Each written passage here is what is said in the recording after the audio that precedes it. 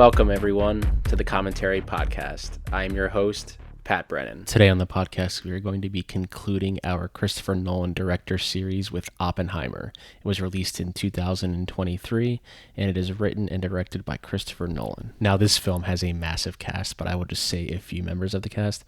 The film stars Cillian Murphy, Emily Blunt, Matt Damon, Robert Downey Jr., Benny Safdie, Florence Pugh, Josh Hartnett, Alden Ehrenreich, Casey Affleck, Rami Malek, Kenneth Branagh, and Jason Clarke. A dramatization of the life story of J. Robert Oppenheimer, the physicist who had a large hand in the development of the atomic bombs that brought an end to World War II. Joining me once again for the director series are my two co-hosts, Vikash Patel and Martin Padilla. I will drop all of their info once again in the episode description, so please give them a follow on all of their channels. They're fantastic, great friends, and yes, go give them a follow. Now, I'm going to be watching the 4K copy I have of Oppenheimer, but it is currently available to stream on Amazon Prime. You can also rent it on Amazon Prime and on Apple TV and Fandango at home for $4. I say we get things kicked off. We are going to be pressing play on Oppenheimer, and I hope you do as well. In 3, 2, and 1. Feels weird seeing Universal at the beginning of a Nolan film. I mean, he made them like $600 million. So You're going to be seeing it again pretty soon. Yeah. So we closing out Nolan, and it's almost exactly a year since we started with the following. Almost a whole year. That's crazy. February 29th is when it came out. So we're I didn't even 2 weeks after that. It's been a year. Wow. That was a year it's been that long. That's crazy. Right? That was a year This ago. opening shot is fire. So this is the first movie I saw in 4:3 IMAX, and when I tell you the stellar imagery of this movie, Hoyta, Nolan, amazing. All these visuals, I think it was Scott Fisher and the VFX supervisor, they essentially cooked all this up, and then Jennifer Lame was just putting it into the movie. Yeah. It's impressive. They built that like cylinder and were like shooting like marbles around, and then like the magnets would catch it. Like, that's fucking crazy. Whoa. Cillian Murphy. Nice. I do want to say that this movie lays very heavily upon Jennifer Lame's editing skills, and I don't think that Lee Smith could have ever done this movie, in my opinion. Mm-hmm. Because this is very much his most talky movie. He's never had this much dialogue in a movie. It is, but I also think it's, for a movie that is as dialogue heavy as it is to me the most intense. Like, it feels the most engaging to me. I think it's apples to oranges. I think all of his movies are incredibly compelling, right? This is the most relevant movie, though. Even today. It's crazy that they had to... The early reactions to this were saying that like it was like Nolan's Social Network. Yeah, I remember the early reactions were saying like about like the nudity scenes, and I'm just like, what is happening right now? Like, what the fuck is going on? Like, it's such a weird thing that like see, nudity isn't such a big part of movies anymore, that like when there is nudity in a movie, it's like talked about very heavily. Yeah, it's like Nora is still in the discussion, even though it was released in theaters 5 months ago. No, because 4 months ago. I recorded Put it Boogie this Nights way. last night, and yeah, if Boogie Nights that came out today and was nominated for like Best Picture of the Year, the discourse around that movie would have been the most annoying thing in the entire world. Yeah. I saw it at a festival with, a bunch of 20-year-olds, 30-year-olds, and then one person that was about 65. All the young folks liked the movie, and then it was just the one older folk that was like, I don't know about this. It's crazy. I knew from the moment that I walked out of that. Yo, Jason Clarke, that's my man. That's my man, yeah. Jason Clarke right there. I mean, I could already predict that The Odyssey is probably winning Best Picture next year. We'll see. We'll see. It's still very early. See, no, the reason why it's the same discourse behind most of Nolan's movies, Denny and Dune Part 2. There's a certain point where these movies become like Nolan and Denny are at a very high stage now where it's like they might get nominated, they might not, and it's not like their quality of work is faltering in any way. So it's just campaigning and politics at that rate. Yeah, and the Academy could also be like, well, Nolan, you already did 1 year, so it's someone else's turn. Yeah. I talked to someone that doesn't really know how like campaigning for the Oscars works. And so like a few days after like the whole Honora win happened, he was saying that like, they spent $18 million to win that best picture thing. And I was like, what are you saying? Like the campaign? And he was like, yeah, he's like, they bought their Oscar. And I was like, do you know how campaigning works at all? So Like they have to put money into their campaign. I opened up Threads, like Instagram's Twitter Threads, and I saw two whatever little tweets side by side. I sent it in the group chat where it's like, "Oh, did y'all know that Nora spent 18 million?" And it's like, my favorite example of it is if Bill Street Could Talk and Vice in 2018. Vice cost like $50 million, and they're like, "Hey, let's put the money behind this movie just so we can have some sort of redeeming factor for this lopsided." Movie. And Bill Street is the vastly better cinematic, like just masterpiece of a movie, in my opinion. Adam McKay's having kind of a weird moment in his career.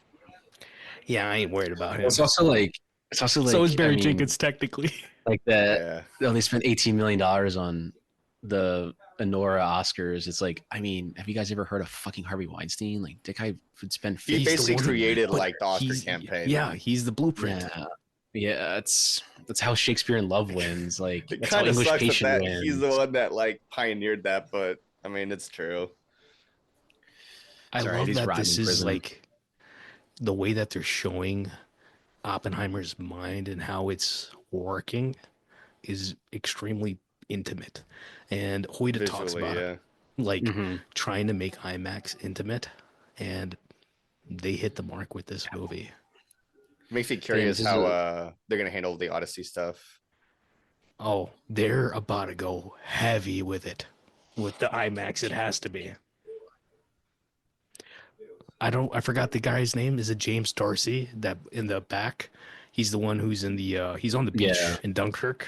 I mean, this one's on.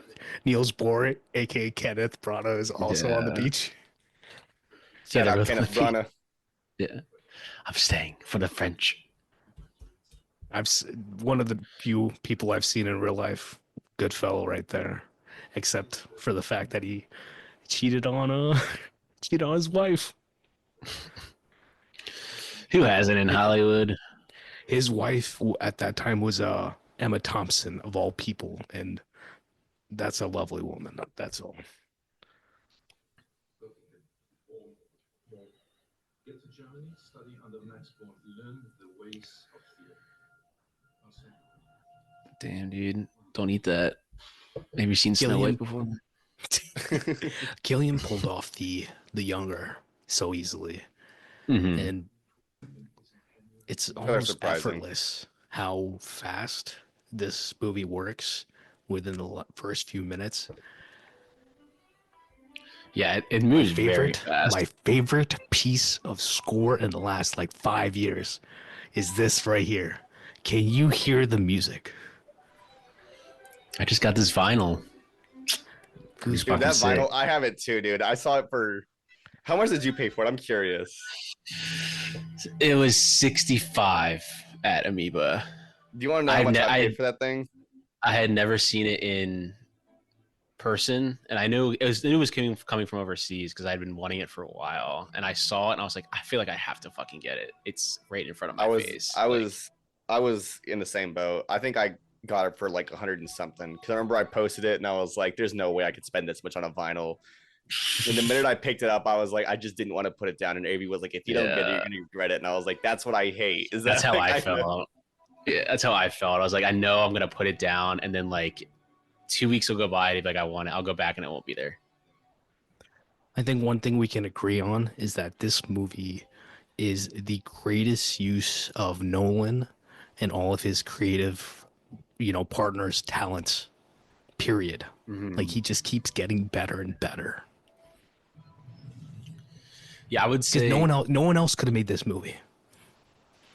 Yeah, I would say this is his best film, but it's not my favorite film of his. It's his best crafted film, I think. It's Martin's favorite, right? It's your favorite, right? From him? If I'm being honest, I think my favorite might be Tenet, but this one is I think it's best. Tenet's one of those movies that has really grown on me. It's so much fun to watch Tenet, and I think it's very underrated. I think this one sits at like 5 or 6, if I remember correctly. But sitting at 5 or 6 of like legitimate masterpieces is, Dude on the right's in Band of Brothers. He's also in this show called Ted from Seth MacFarlane. He's also in the Orville from Seth MacFarlane. Yeah. Here's He's a deep cut, incredibly funny. He's in Mystery Alaska with Russell Crowe, where they play hockey in Alaska, and then they play the New York Rangers. Have you seen that film? No, that's a movie I haven't seen. That's a deep cut. It kind of pisses me off that Robert Downey Jr. is where he's at his career. Like he makes a movie like this, and he's like, actually, I think I want to go back to making Marvel movies. Yeah, I know.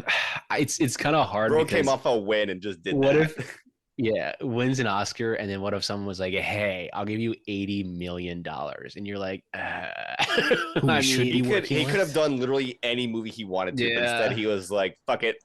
It's like always go back to that McConaughey, like when he was at that round table, where it's like, in the end, if they're gonna offer you this fucking money, like you take it. Like you'd be dumb not to take he that money. needs to do. He needs to work with Scorsese.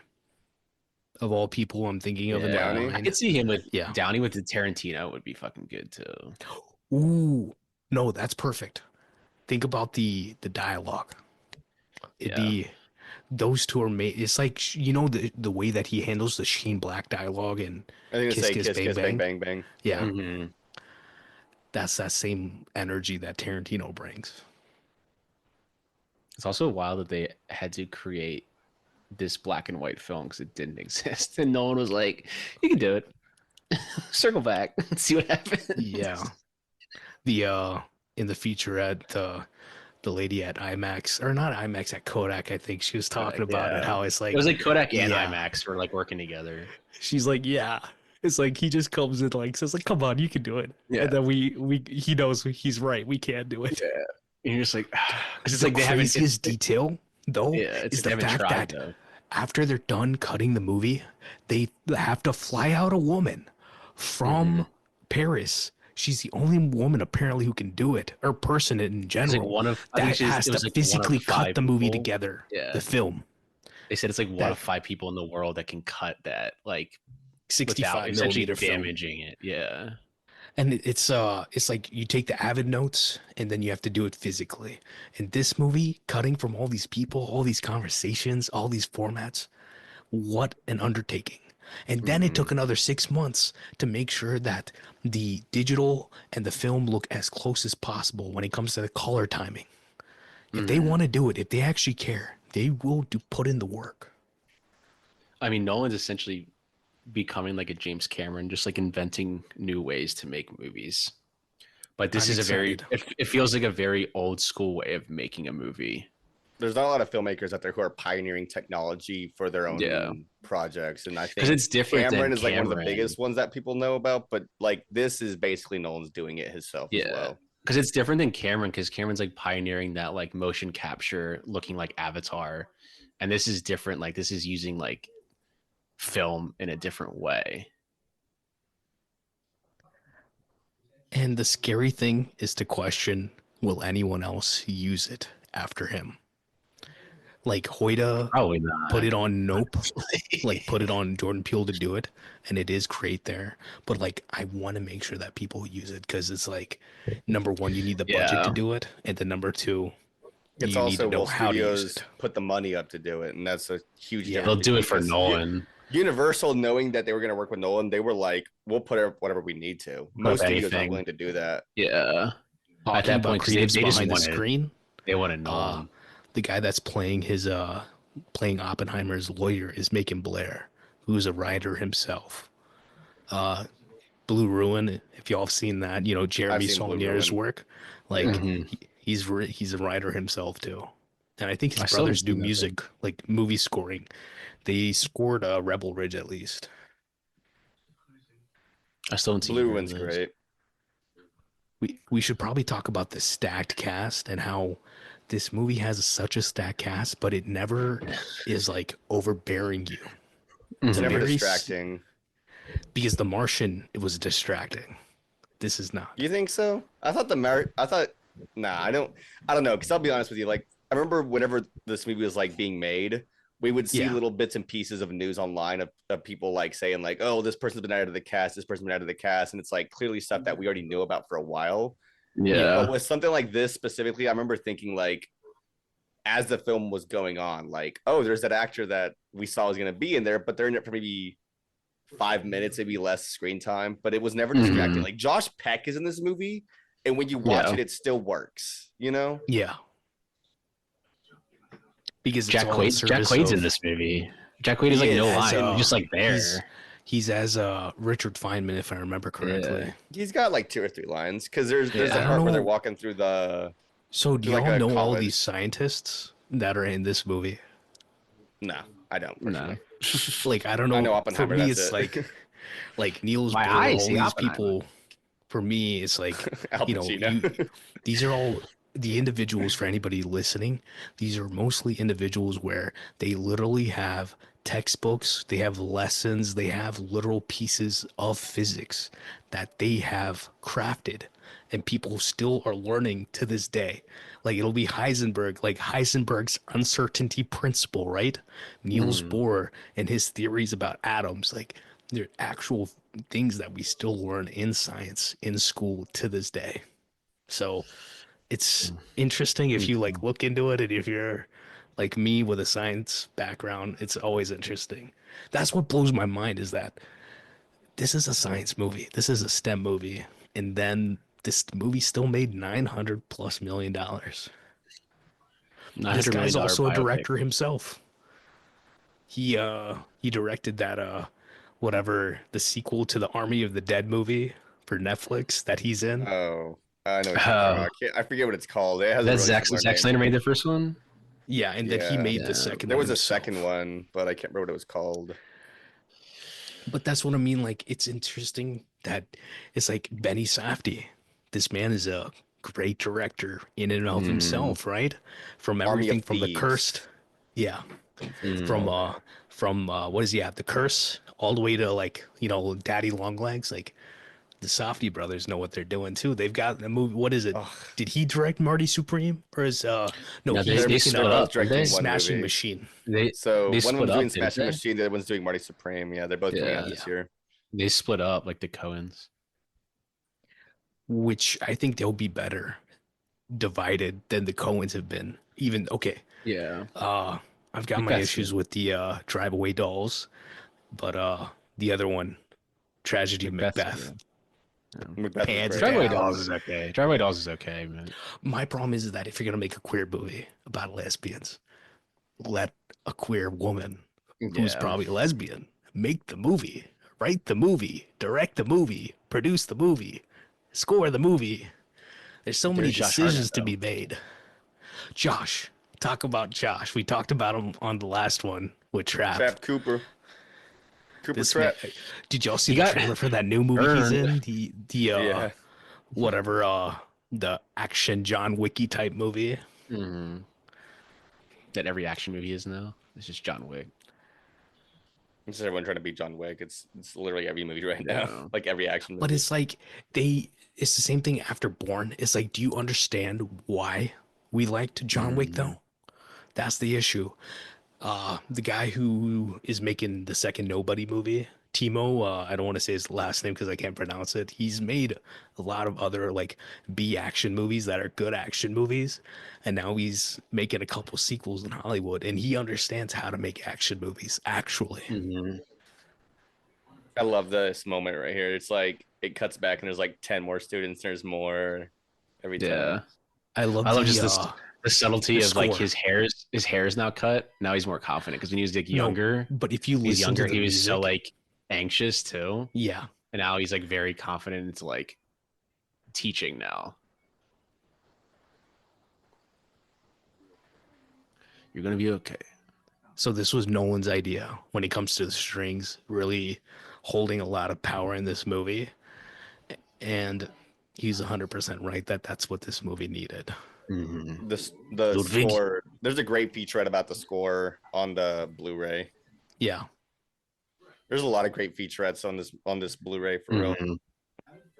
And What I love see, about that's Nolan the too thing. is he adds all of the trailers, all of Yeah. them, including the IMAX. It's you're like, okay, I love this shit.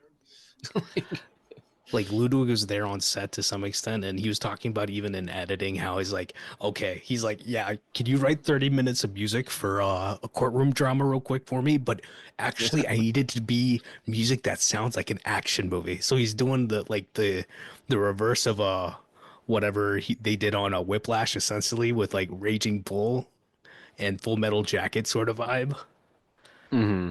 So it's like he knew what he was doing. And he was like, oh, yeah, it's 30 minutes, but he got cut down to like 8 minutes in the movie. But it's like he's working with top class people and they deliver. That's the main thing. Every single one of these people behind the camera deliver. I was talking about like we're getting new photos every other day, every week from the set for The Odyssey. And I'm like, the one person I keep seeing is his AD. And it's like I see Nolan, I see the AD, I see Hoyta, I see Emma Thomas, and then his new production designer is probably somewhere stressed out. She Ruth DeJong, she's fantastic. She did a fantastic movie, like job on this movie. Mm-hmm. She was How many on whatever the Oscars? Deacon spot. How many What did this movie? win? How many Oscars did it win? Like 10? I went No quite idea. a bit. Won 7. Is it bad that I obviously, still haven't watched the Oscars this year? There's a little like It moment in won. here when his brother sneaks up on him, where I think they added like a little thing of like a silenced gun, right there. Sounds like it. I don't know what they actually did to make it sound like that. Damn, I thought it won more like technical, but it really didn't. It won editing and cinematography. But The you could music. argue every single piece of it because Yeah. just stacked on stacked. We live in a Twilight world, right? Yeah, I love this guy. He looks so movie. He just looks like he He has to looks be in movie. movies. No, you're right. Yeah. He looks so He movie. looks a movie. He's like the guy that you're like, I've seen this guy before. He looks He's like the guy. And people need to understand that level of like he's no Looks like an offense to assassin him. right now. I don't mean it like negatively, but like he's not the most like attractive individual. But like he has this allure to him.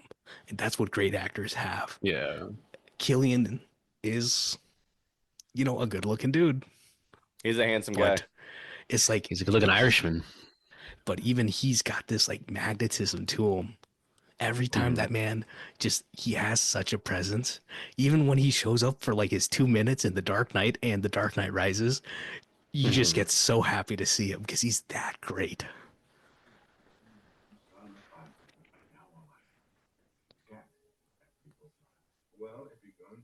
About to see some Emily Blunt. How much do y'all Hello, I'm Florence How- Pugh. when it comes to the beliefs of Oppenheimer, how much do y'all align with him?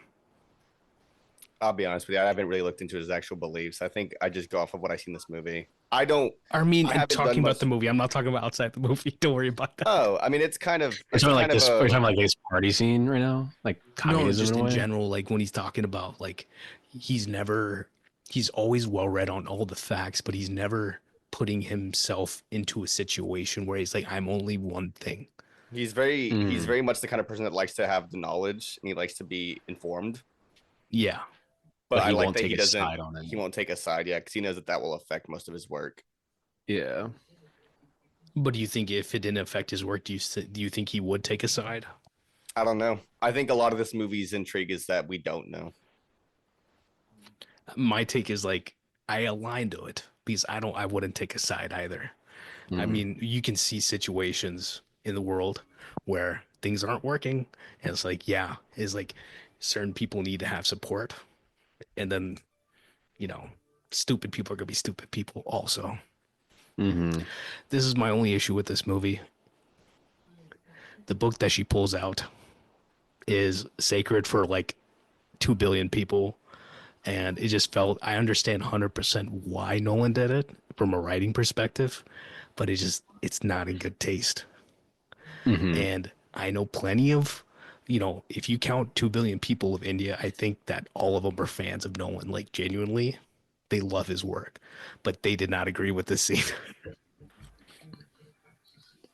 I do love the callback that I understand why he did it though, but it's just like he essentially like what Oppenheimer actually said in real life is kind of condensed down to that one sentence that like, oh, I'm the destroyer of the world For or a whatever world, the line yeah. is. Destroy And of I'm not gonna, worlds. I could get up on a soapbox and explain what exactly the passage is that he's reading because it's like he says Vishnu, but it's actually like the whatever word you want to label as God is supposed to be God that's like Mm. coming to Arjun in the part of the like the Gita, Well, it's like whatever. he said, Vikashi's learning. He doesn't know quite yet. Yeah. It's not on Oh yeah, Oppenheimer, it's I on wonder. Nolan I because wonder obviously this scene if is no it's one, not real. yeah, if no one was trying to like go for like it doesn't matter what religion, like you think you're God, and this is you The could come reason into why this he did it outcome. from like a writing perspective is that he wanted to bridge this intensity of the relationship that he had with that character with the Mm-hmm. intensity of what he's doing with his work. And it Mm-hmm. works, stellar in the movie, but I Yeah. don't know. It just feels weird to me, like ugh. Mm-hmm. And like Zach's looking at me in the theaters like, bro, like you all right with this shit? Yeah. You should have got up and threw something at the screen and walked. No, no. It's How not many times my did you guys art. watch this in theaters? 3. Two. But see, that's the thing. I If I wanted to actually say something and, change what is, being done with this narrative, I have to go make my own work. I can't go and sit and Yeah, complain about Nolan. it's true. I think I watched it like 4 or 5 times in theaters. I The saw it first in time I a saw it was 70 bro. millimeter They literally IMAX. had it last week in IMAX in 4:3. I wasn't here, but they did. So it's like Yeah. I don't know how it's like intermittently coming back. We had a Dunkirk here recently in I 4:3 just also. saw Dark Knight's coming back now in I don't think That's it's the December. been rumbling, confirmed. It's been rumored, but yeah, but a lot of people are reporting it as if it's fact, and I don't know quite yet. So yeah. if it's true, No I'm very official excited for release. it. One thing I love about Nolan is that no matter what he's doing, he is always using the most basic and effective ways to shoot his scenes. Like the scene in the tent, that tent could have been anywhere and they're shooting Mm-hmm. it. It does not cost a And they're billion shooting it dollars to there. tell Yeah. $1 billion story. But There's you a can make false $1 billion. equivalency. Yeah, there's a false equivalency that studios have that once you have a higher budget, your production value when it comes to the quality of your art goes down, the quality of your writing goes down, the quality of where you're shooting your movie technically goes down, and I don't believe that. Like if you want to do it, you can do it, and this is $100 million risk Yeah, right here. I think it depends on who's behind the camera 100%. Because actually this making year, it. Because 2023, this is a $100 million movie. Barbie was about 120.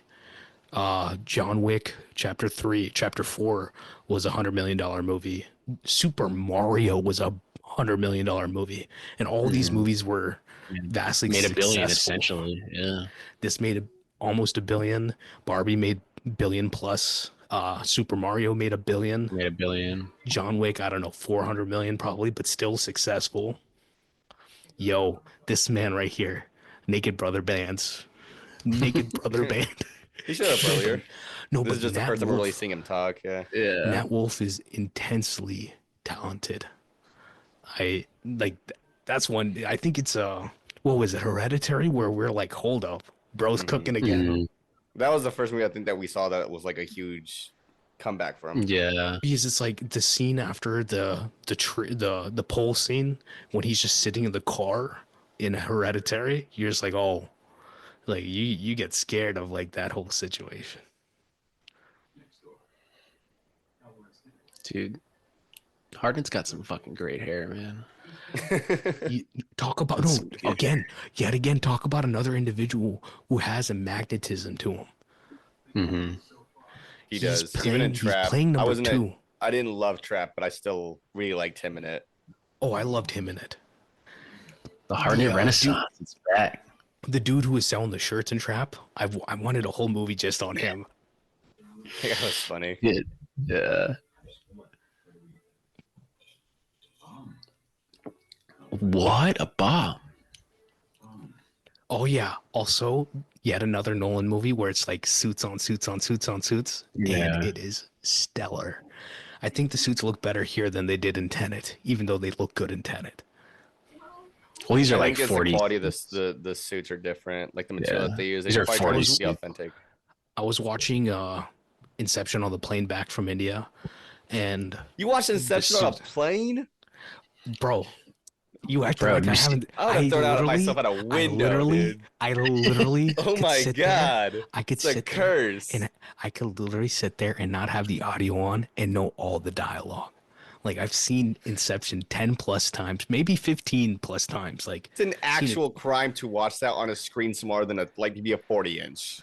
Bro, it's like just as no one intended. Or I'm watching like MCU stuff, and I could get 20 minutes into a movie and I had to shut it off. Inception was one of the few movies I actually watched all the way through.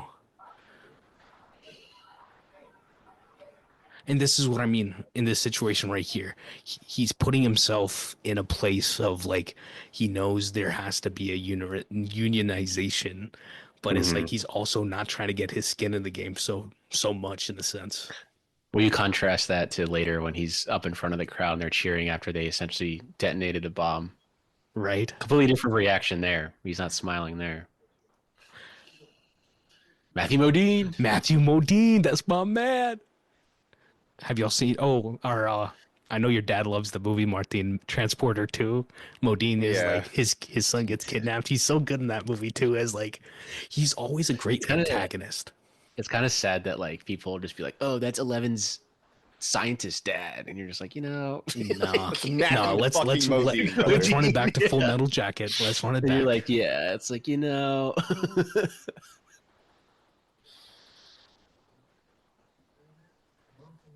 Like, see, like I don't know about this stuff, so you could just say adding this physics stuff. I'm like, yeah, sure, sounds good. Don't know what's going on, but yeah, sounds good to me. I mean, you got the World War II part. I got the science part covered. I get the World War II part, yeah. But that's the thing. This movie very much talks about a very interesting part of science, which is the politics of science, because there is a politics involved. I think that science is integrated into our lives fully, whether you're talking about a social sense, a theological sense, any sense. Like, science exists everywhere, whether people want to say it does or not. Yeah. Well, even this, like, I mean, the whole point, like the ending too, like, we built the bomb. 100%. We built the bomb first, but we consider ourselves the good guys, even though we destroyed 2 cities and killed hundreds of thousands of people. And what's the quote at the beginning of the movie? And then Prometheus gave the humans fire, and then they condemned him. It's like, yeah, you're destroying. Obviously, you destroy the world in a certain then obviously nuclear war and everything, but. Are you it's a political thing? Are you the good guy in the U.S. during that time? Like, we are the good guys. Do y'all think the world's going to end in war? Do we think it's going to end? The world will end in war? Yeah. I don't think it would be a physical war, or it would be like shooting guns. It would be a different type of warfare. But you think the world's going to end like in a negative way? I don't think the world will end. Will humanity end? Yes, in a sense. Yeah, there might be a different way to look at it. The world itself will not end. I don't think humanity's going to end that way. I think things will get bad. I don't think it'll be in our lifetime, but humans have only lived on the earth for what? Barely 30,000 years. Yeah, barely like 0.01% of the Earth's lifespan in general. Yeah, if you count 30,000 years and you count 4 billion years or 2 billion years, something like that. Let's say 2 billion. It's not even like 1%. Like, humanity could And come and go, and then people will if just you count something that else there's appears. in our galaxy, how many stars there are, how many, like, there's at least 500 other galaxies out there, and it's like Yeah. you could go all the way into the Feynman stuff or the, you know, the pale blue dot, that sort of stuff. And We can make the argument that humanity will kill itself. Like they build this stuff and kill themselves, not from a natural Earth doing it to them. In a way, it's kind of the mythos of what this film has to offer. Yeah. It's it's, like I think they're it's so about free obsessed with will. like We progression. killed ourselves. Yeah. We talked about it with Blade Runner on my pod, Martin, but it's like Yeah. it's fundamentally about free will. If you're a human, you have free will, and what are you going to do with that free will? And it's It is, always a but balance. It's a balancing would step of like who I would relay this idea back to like the idea of Jurassic Park, and that's kind of the mythos that film explores too. Is that they're so caught up in the idea of like, Yeah. could you, that they Greed, never exactly. once thought about should they, or like why they Yeah. should. It's like Greed it's like takes over. space exploration. Should we I be don't- leaving Earth, or should we I worry don't- about the Earth that we have? I don't necessarily think that even Oppenheimer's character is obsessed with the idea of creating a bomb. I think the idea No. that he has to explore is just, I want to be revered as one of the best scientists in the world. And on But top of that's that, what I'm saying. he Also, justifies it by himself by saying that like if he doesn't do it, someone else will. And like, Exactly. yeah, I think we all kind of empathize with him on that part. But at the end of the day, the basic like idea that he encapsulates is, if I don't do it, they are. So that's the idea of like, this is why I should do it. And then it backfires on him because he's now responsible. And he never wanted to else. have skin in the game. That's what I'm saying. Even when it comes to the science, he didn't want to have us, you know, be the person who's doing this, but he's got no choice, and he can make it happen. You see the opposite side of it. It's like, what if the Nazis did do it first? Yeah. Like, would we all be speaking German right now? Like, you don't know. But, and then, so that sense, like, they would say, like, we were the good guys in this scenario, but then you still have been the only country in the world to actually use a nuclear weapon on another country. Yeah. Are you the good guys? And we Not still only that, they have that spend the most conversation later on in the money movie too, on where they're the like military. saying like, we're going to use it twice. One, to show them that we can make it work, or that we have the technology, and twice to show them we aren't going to stop until you guys know that we mean business. You stop. Look at us critiquing the United States. So Donald Trump will kick me out listening to this. He would tell me to leave. I don't even think it gets that far. They can say it's politics, but I think it's just like, it's a topic of humanity that if you, like, they want to pull it into politics and act like it's some sort of like hoity-toity issue, but it's not. Like, this is a very political movie. This will be like a top political movie of all time. Yeah. Even though it's a biopic. Because it's like, it's posing the question of like, here we go. What are you doing? I love this line. What are you doing? I love this line. What are you doing? I love that this is like evolved into like something like a meme on Twitter too. Yeah. What are you doing? But he's that good in this movie. He's that good. He should have been an Oscar. But that's also what I'm saying. Like, there's a thing about all these elements of, you can call them political elements, whatever they are. These ideas that are postulated in this movie, they're just as prevalent in a science fiction movie, but this is a movie about reality, and they hit that much harder. Because it's like, this is all set in stone already. And Nolan's whole point about this movie is to draw the reflection to our world currently, that we have these ticking time bombs sitting there, and we're sitting on the egos of men, that our world could fall because of the ego of one man or 10 men or 20 men or 100 men. That's it. You know what I can't wait for, though? In like 15 years or 20 years, when this is just on Turner Classic Movies, and you're like, oh, fuck yeah, Oppenheimer's on Turner Classic Movies. You think they're going to would they put this on TC? What's the most recent type of movie? 1,000% it would. Tim DeKay, the guy who's playing who's up on most the top. recent. Have you most recent that they had on was. Have you seen White Collar? No, I have not. So he's in that show. He's fantastic. I think they're bringing it back. They're bringing that back, I think. Yeah, he's probably going to be in it. He's great. But continue about TCM. Most recent, because every February they do 31 Days of Oscar, and every movie on there had won or been nominated for an Oscar. The most recent one I could think was on there was Three Billboards. Okay, so 17. So give it 5 years. This could be on Turner Classic Movies. Nora's gonna be on TCM. That's gonna be hilarious. I don't know about Nora, Honestly, but this is a very political film, and they always have to do like political like things, like little seasons that they do. And we were this will talking be about all on the there. president's men. Yeah, because Do they have Lincoln was JFK on there?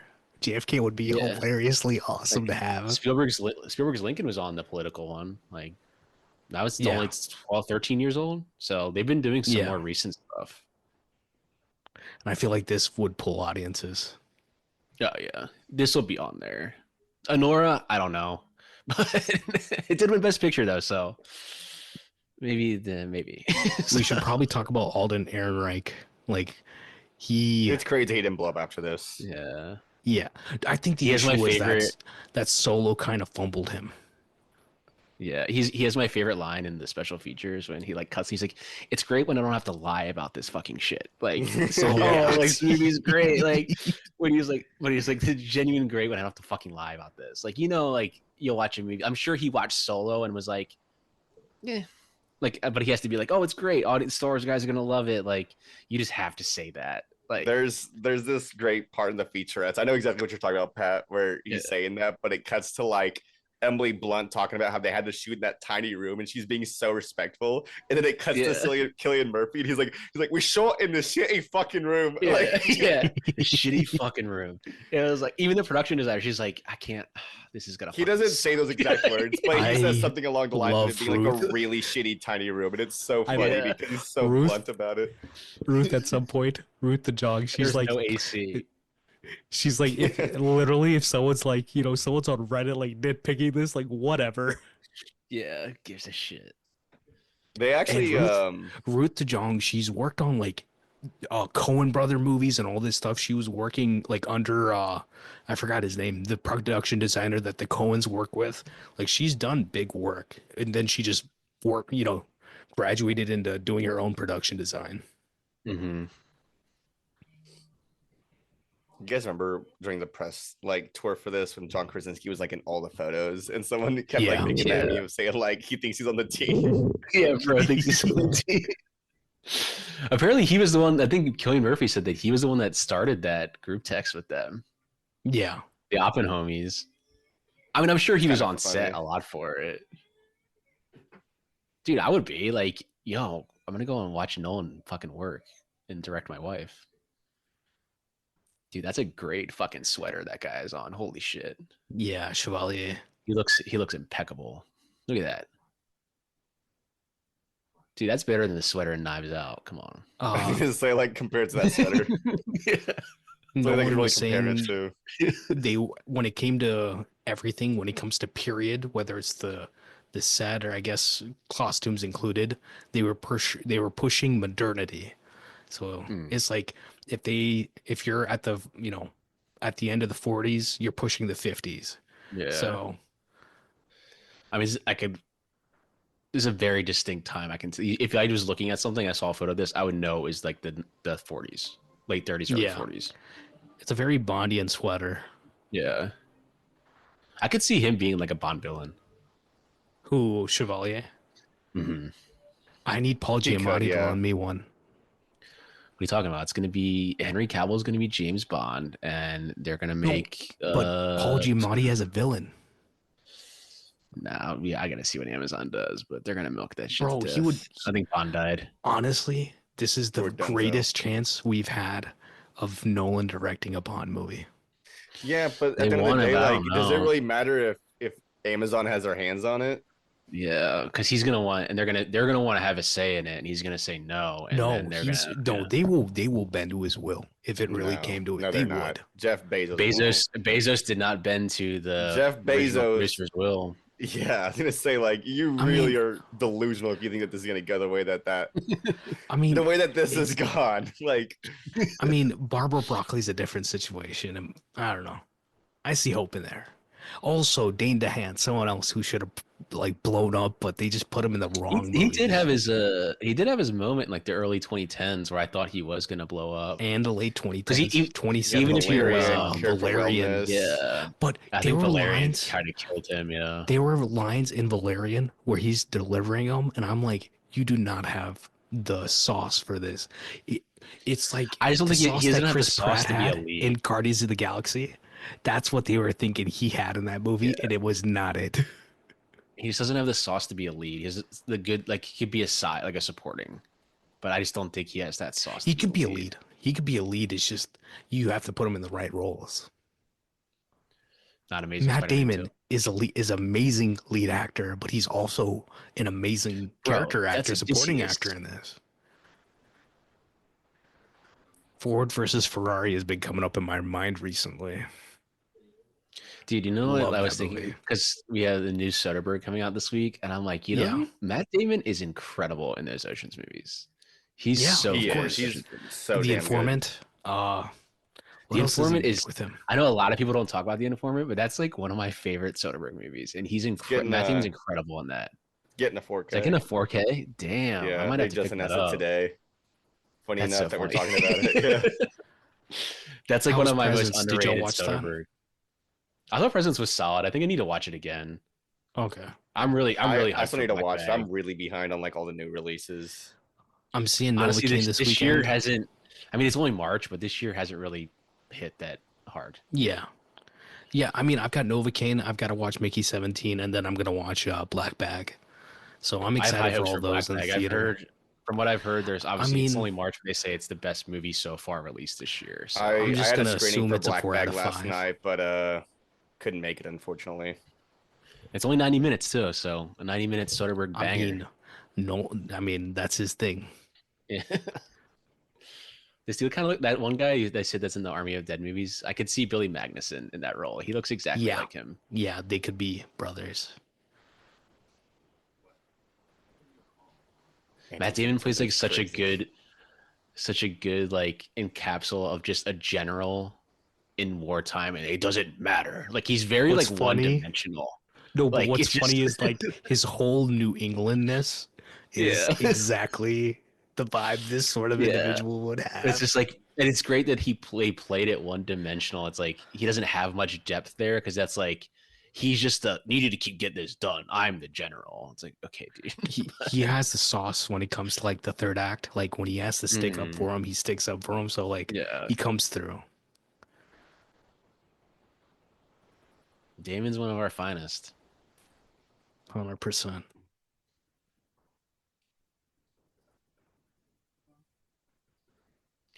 Cillian Murphy, Academy Award winner. Me and He's him very- are he's the very Irish charismatic. bros with the black hair and the blue eyes. Me and Cillian. Dude, my eyes are like that Look at blue. both of their eyes. Look at Damon's eyes too. On the know that 65. Hoyta was saying like, yeah, like we're working with IMAX, but like the lesser format that we're working at is literally the one they shot Yeah. Lawrence of Arabia on. Like, Yeah. it is awesome. So it's like it still looks fucking good. Like, but he even said he's like when you're shooting IMAX, you want to tend to be like, oh, let's get as wide as we possibly can. What if I got right on a close up on this guy's face with an IMAX Vikash, camera? we have not talked since I went to go see Lawrence of Arabia on 70. How was that, man? Godlike, since you're asking. Man, It's incredible. Dude, 40x One and they day. throw sand at you. when he blows the match, you're just on fire. Yeah, cool. It gets You just like feel- blazing hot in that room. It feels like a fucking oven. The sun comes up, so the heat goes up. Oh man, yeah. There's someone just in the corner controlling the temperature. You're sweating while watching it. Chad Stahelski, they redid that shot for John Wick 4, and he's like, motherfuckers, we did that for real. He was so happy about it. Which, I mean, I would do the same thing. Yeah. Oh, here we go. Oh, this hallway. They This put was that on the important. trailer.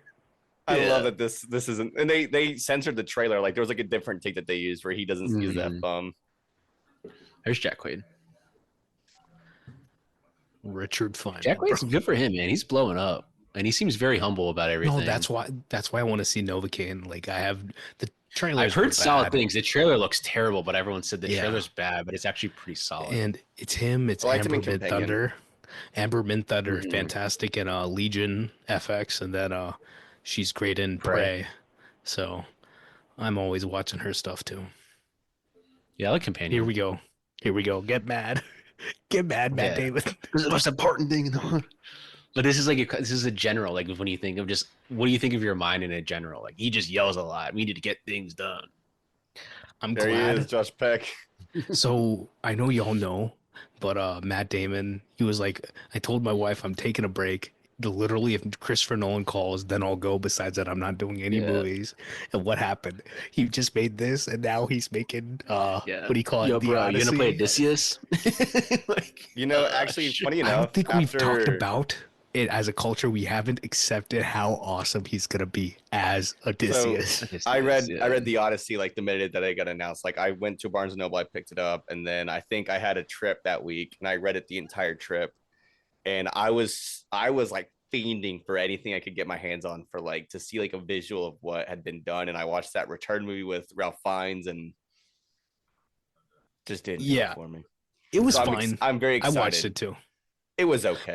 But it's like if you have you seen any of the visuals, like the paintings of the Odyssey? I have, yeah. Yeah, so it's like there's such a scale and beauty to what they're about to do. So I'm excited because they're gonna kill it. So I'm honestly more excited to see a lot of like the smaller things that like I think people are probably not even thinking about. Like I know everyone's kind of talking about like all the visuals, like the big stuff that's gonna be used for IMAX, but I'm really excited to see a lot of the intimate stuff that you like the novel really like it, or I guess it's a poem technically. See, what he's gonna do is when it comes to those things, I think that's where his editing prowess is really gonna hit well. Mm-hmm. I personally think it should be 2 parts just based off of how long the book is, and who knows, maybe we will get like a part 1, part 2, and we won't know until the movie's over. But if that's the case, he's not gonna like do that. I don't think it's got to be like 3 hours long. It's got to be a long movie. Oh, and he has the leeway now to be able to say like I need it to be 3 hours. Like I need final. Yeah, I've read if he needs to be both. 3 hours and 30 minutes, they'll probably be like sure. I've read both the abridged and the unabridged, so there's a way to cut it down, but you do lose some of the sauce in there, though. Do you guys think with the Brutalist being as big as it was, and I guess it really wasn't that big, but it got enough notoriety that people were like showing up to see it? Like I remember when I went to go see it opening day, like there was a lot of people there. Yeah. Do you guys think 3.5 hour Nolan film, intermission built in, 70 mil IMAX? Do you think it makes money? Yes, 100%. They're coming for Nolan. The movie they're coming for the name, and people are still going to come. People can complain about how long movies are. Because this is a 3-hour biopic, and it's 3 hours. Though. It's 3. Here's the thing though, with the movie being 3 hours, like yes, it makes money, but this movie doesn't make money from like a lot of people seeing it once. This movie makes money from people seeing it multiple times. Yeah, and seeing it in premium formats. Yes, that's the big thing. Because I mean, I told you I saw it 4 times, maybe 5. I can't remember exactly. I talked to a friend who saw it 10 times. I talked to another friend who saw it 5 times, and they were all IMAX ratings. So, yeah.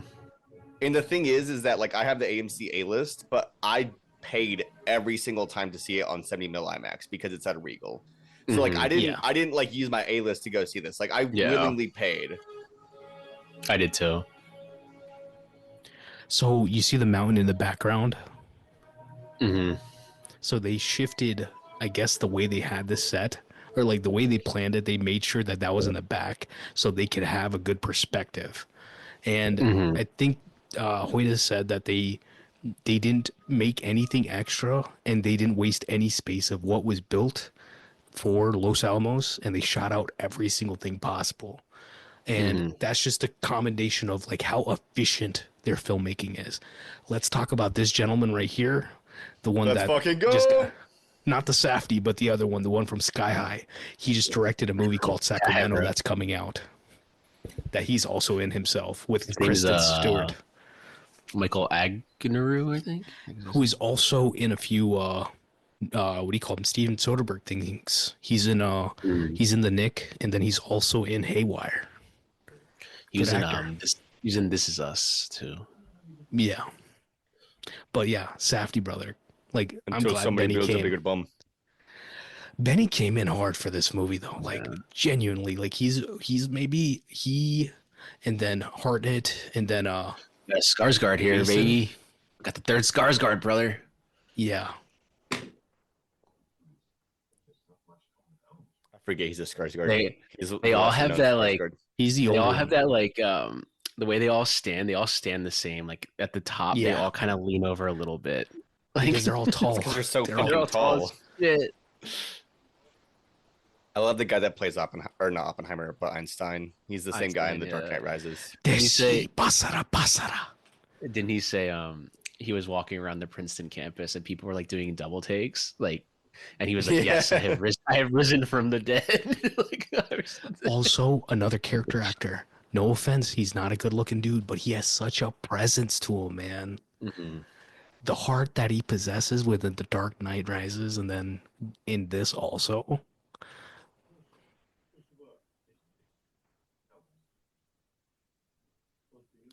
When I came to you with those calculations. These scenes are awesome. You tell me that Oppenheimer and like freaking Einstein. Come on, man. Speaking, bro. I know that's like the wildest thing. Like when you're growing up, you thought Einstein was like so old, and you're like, oh, he was like alive in like the 60s, bro. But this is what I mean. Like that, you compare this to all the people that he's working at Los Alamos. Yeah, these are all famous individuals when it comes to science. Mm-hmm. You know what's crazy? I remember that after this movie came out, there was like 5 documentaries that would drop like every day on Netflix of like either Oppenheimer or Einstein. It was just insane. Yeah. Well, they would just like push like the ones they already had on there, and they'd be like, "Oh, pump this up, push it up." Yeah, Hulu does that all the fucking time. Like you'll log onto Hulu and it's like it'll be like Oppenheimer 2020 like special that was from like 1997.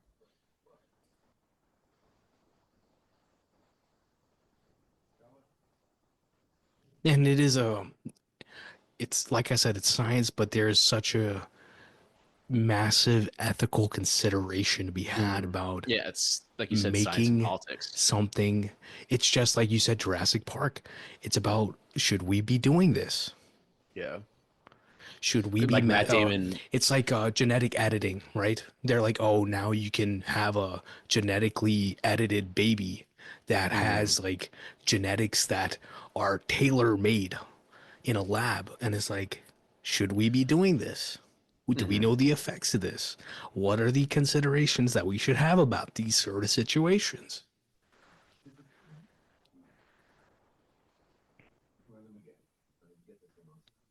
I think it's like interesting that the Hemsworth brothers is the same thing.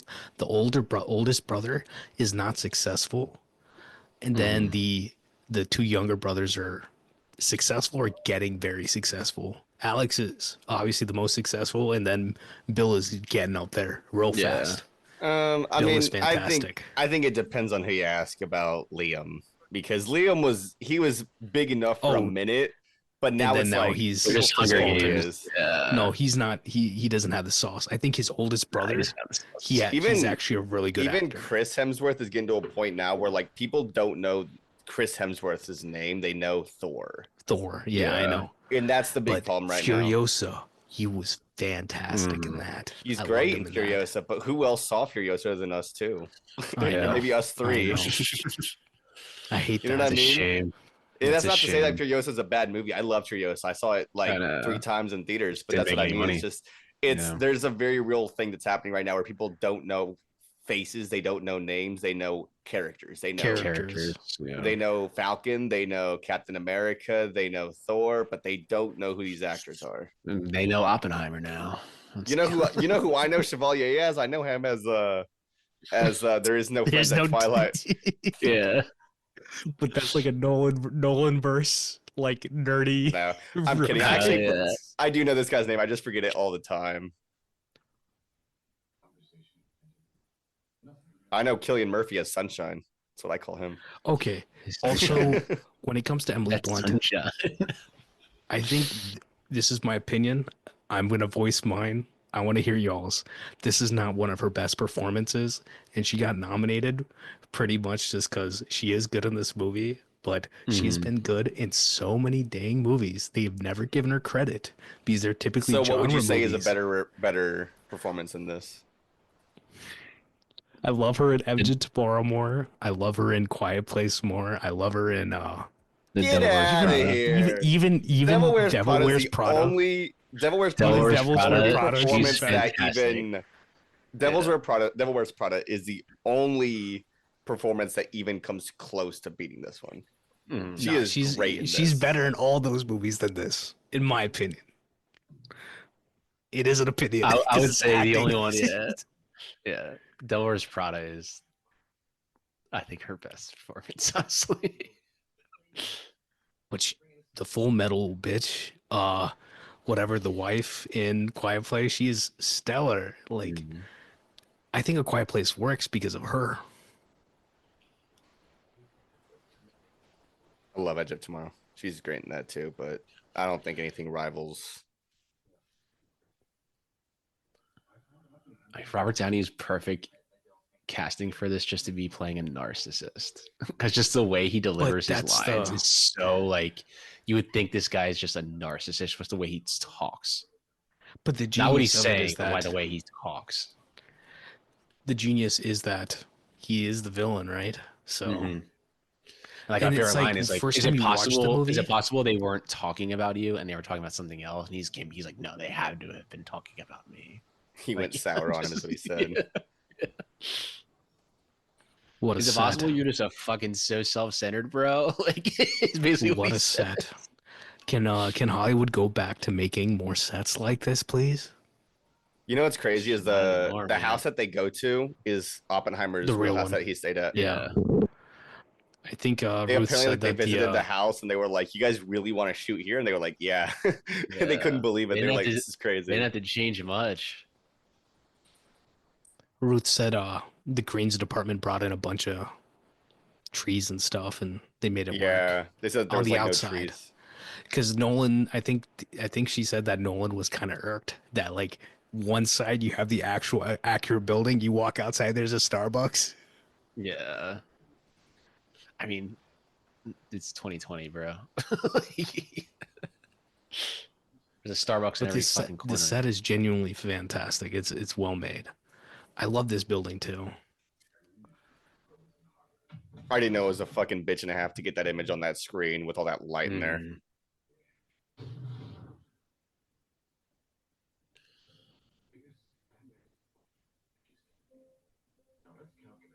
Until now.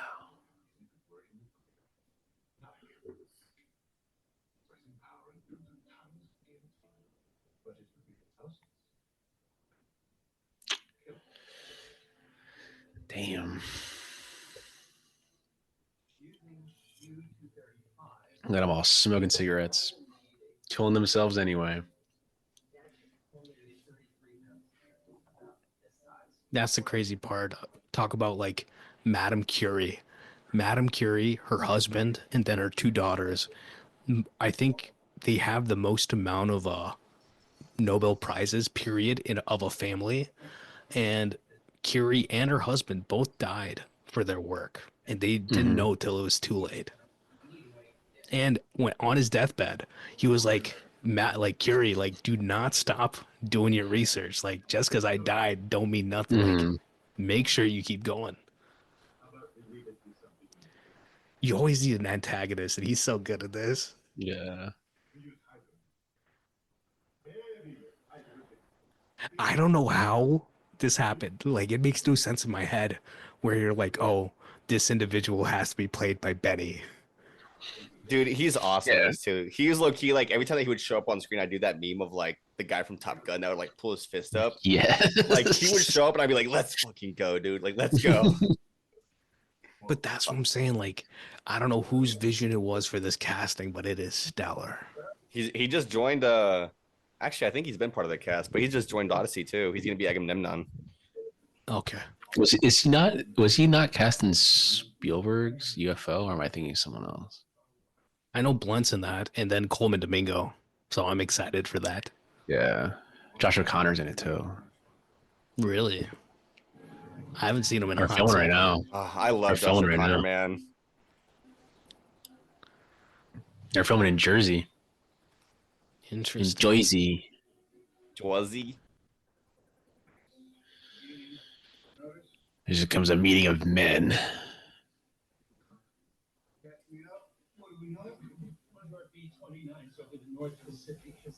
Just a David giant Desmalski's about to plant. show up. I like love how this. you could see Das Dalmatian like in the corner, just like Mhm. sitting in the corner, because that's where he comes in and out. Yeah. He's like one of the strongest parts of this whole movie. He has very limited screen time. Mm. Any movie that he's in, he automatically brings it like up a few notches. It's like his performances are so they're so simple and subtle, but they're always so effective. Like he knows what he's doing when he's doing them. In Prisoners and The Dark Knight, that's when I like between those two I was like, who is this man? I love this man. And then every single time after that I've known who he is.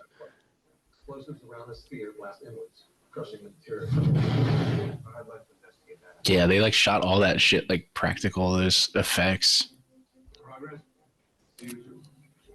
And they were on set too. Yeah, they were on set along with them. Yeah. Yeah. They just had like their own tent and they would shoot them all in IMAX. But that's what I'm saying. Like the way that Nolan spends his money is wise. Mm-hmm. It's you got $100 million, but he does it accurately.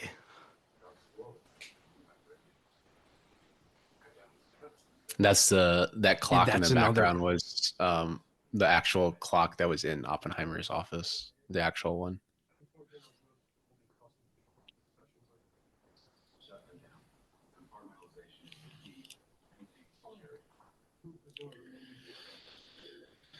Here's your politics. Yeah.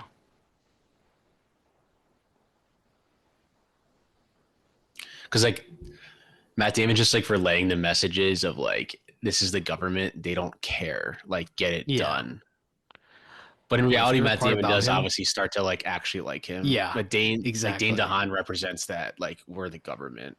Yeah, he's like, the younger. It'll be like again, it's like they'll pat you on the back, but then they'll blame you for everything when things go wrong. But in the end, they'll pat you on the back and say thank you, which is exactly what this shit is. And that's what basically one of them tells him later too. Yeah. Like it's already starting here. It's like what do you mean the Russians already did? Didn't you make this? Why do they have it? Yeah.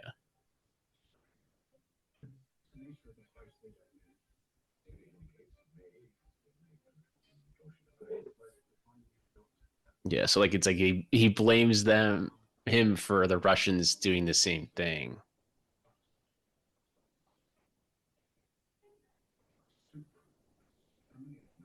Truman.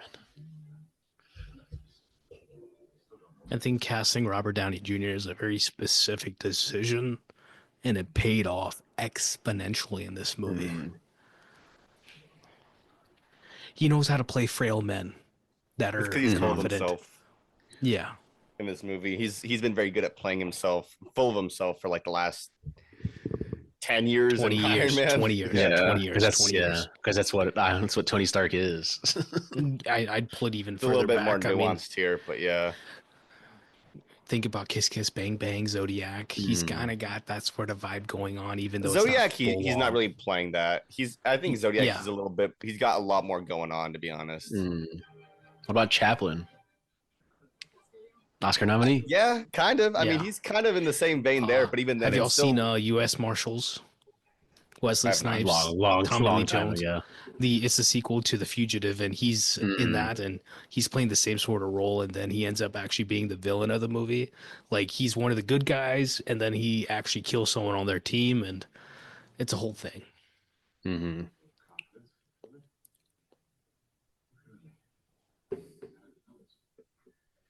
One thing I did love about Rami the Malek's scenes, little face. I always forget Rami Malek's in this too. He's always that little smile. I was talking about Rami today, actually, with Zach, how he's got that new movie coming out, and everything he's done Amateur. after Mr. Robot, I Yeah. do not agree with it. Like, I think he is falsely cast and all this stuff, and Yeah.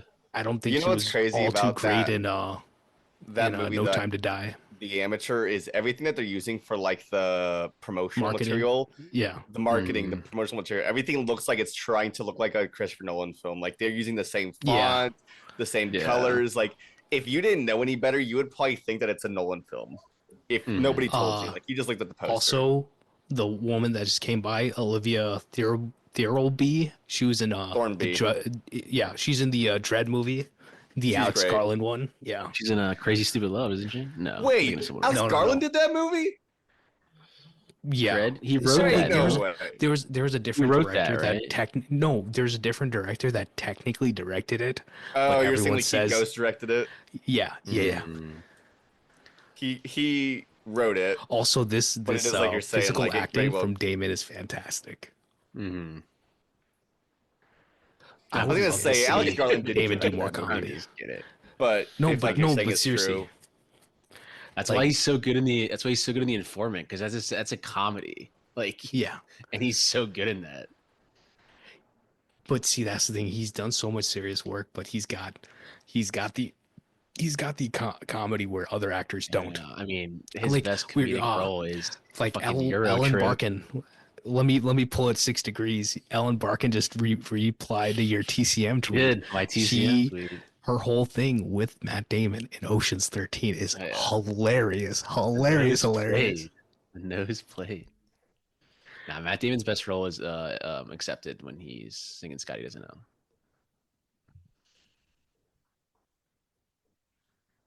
this guy's in Blue Ruin too. Yeah.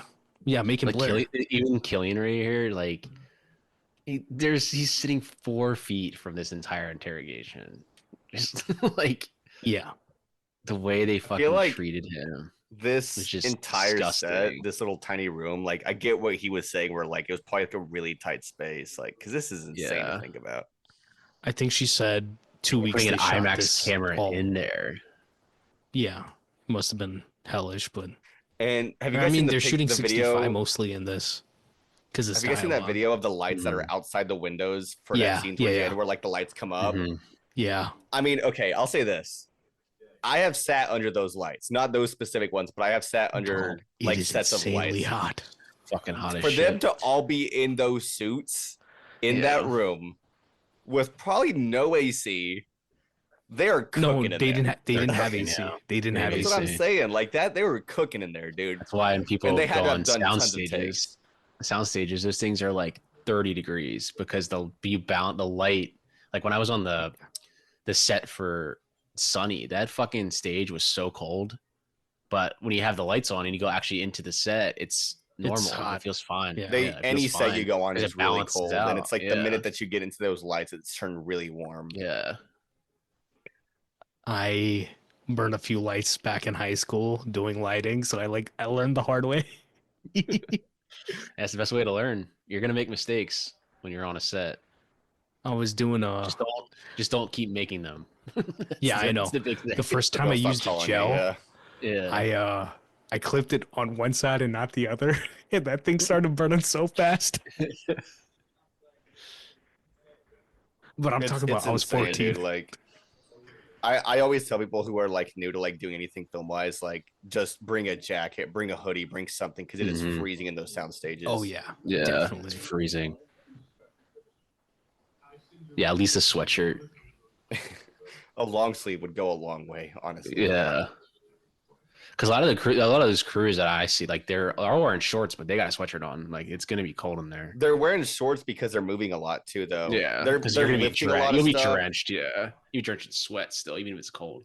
You need to have something that's going to like you can take off easy, but it's not going to Yeah. like be overbearing. Truman has to know what's next. Fucking Truman. Harry S. Truman was not a nice person.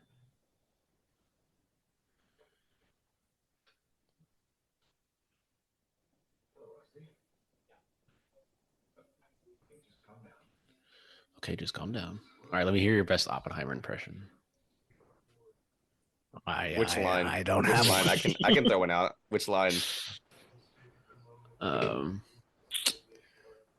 When I came to you with those calculations. What part is it at? It's at the end of the movie, isn't it? It's at the very end, yeah. I got when I came to you. I got the. Oh, you have the screenplay in front of you. I got the screenplay. Yeah, I gotta read it off. Hold on. When I came to you with those calculations, I believe we did.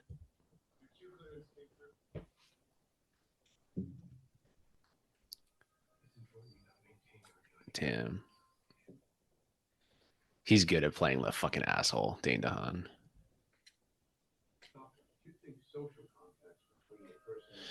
He even talked about Jason Clarke. Great actor. I love that man. Anything he's in, honestly. So underrated. Like, he could have been nominated. Hartnett could have been nominated. I forgot his name. The Jewish fellow. He's a great actor. Right, he should have been nominated. I got it. Ready for it? Yeah. Go I ahead. feel like I'm gonna get in my head if I do this. Hold on. Let me take my headphones off. Albert, when I came to you with those calculations, we were worried that we would start. When I came to you, destroy the entire world. I believe we did. I believe we did. Give me my Oscar. Yeah. Cillian Murphy.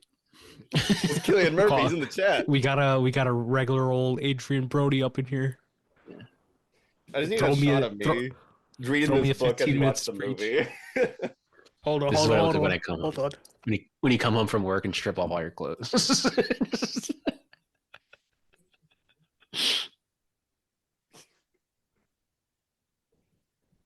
Wait. I gotta send you the video I just made.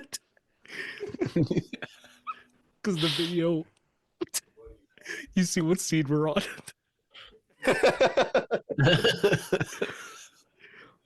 Oh, I send this in the chat to me. He's gonna be like, "Yo, what's going on?"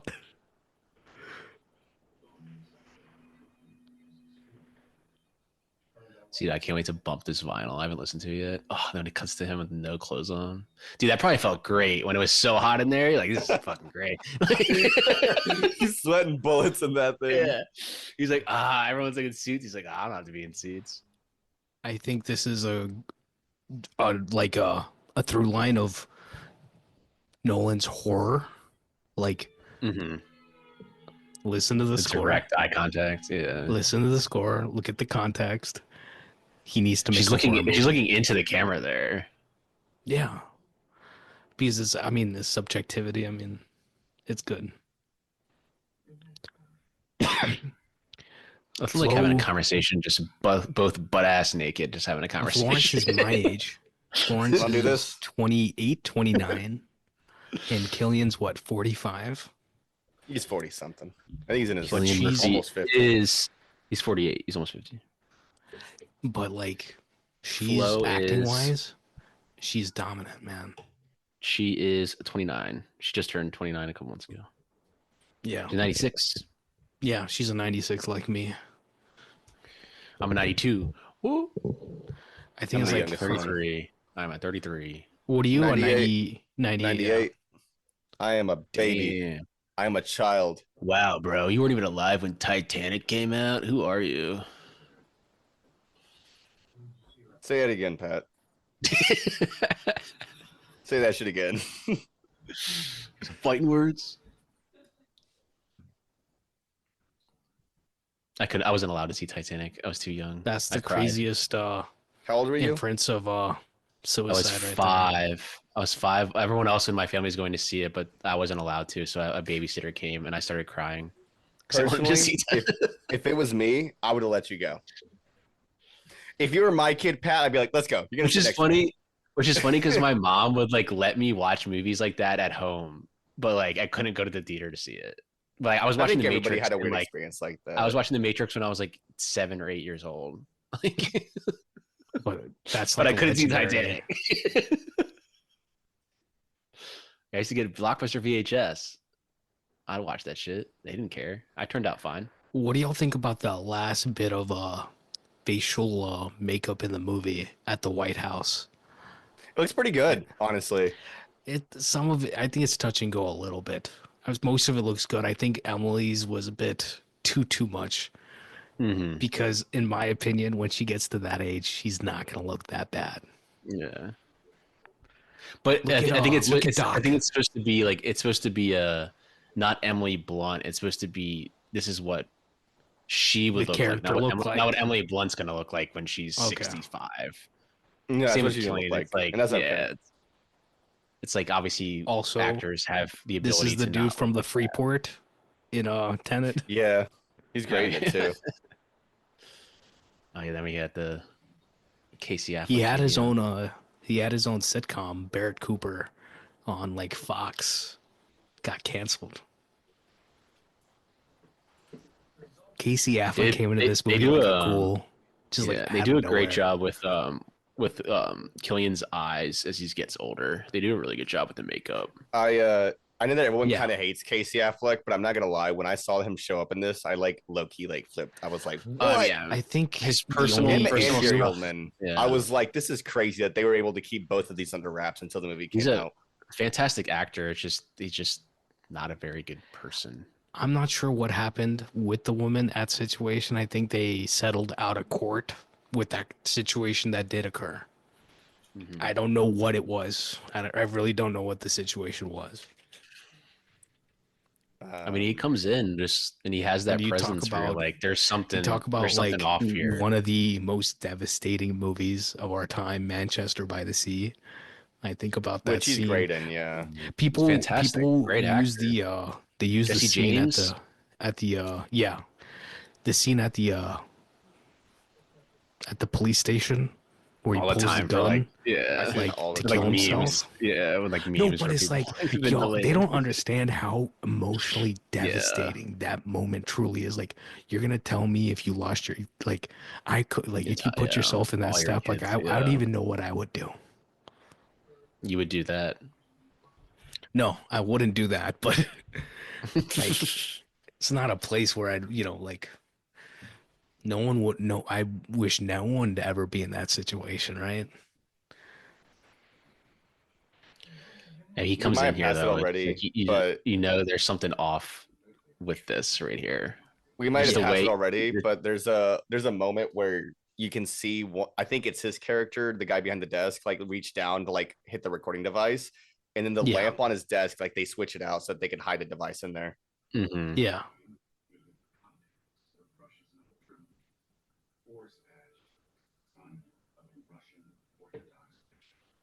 What? I didn't know that. What are you talking about, bro?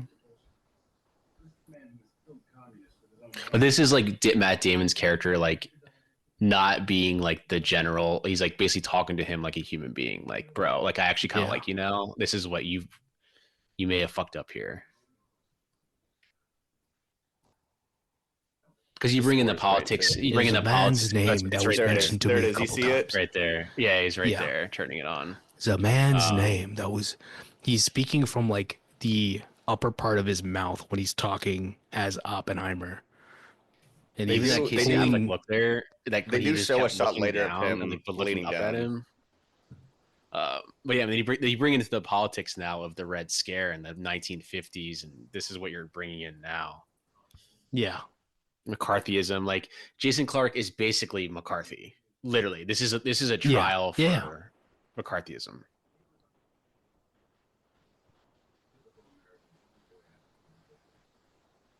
Because like, how dare the Russians, in their mind, do what we did? We're the good guys. Hey, Charlie Chaplin was Surprise. banned from. Low key, Lenin had a point. Yeah. It's just the way he went about it was wrong. Because the Charlie Chaplin was banned from the U.S. Or he was told to leave. You're a communist. He still has the longest standing ovation coming back to the Oscars in the 70s. Was like 19 minutes. Jeez. Rightfully so. Yeah, I know.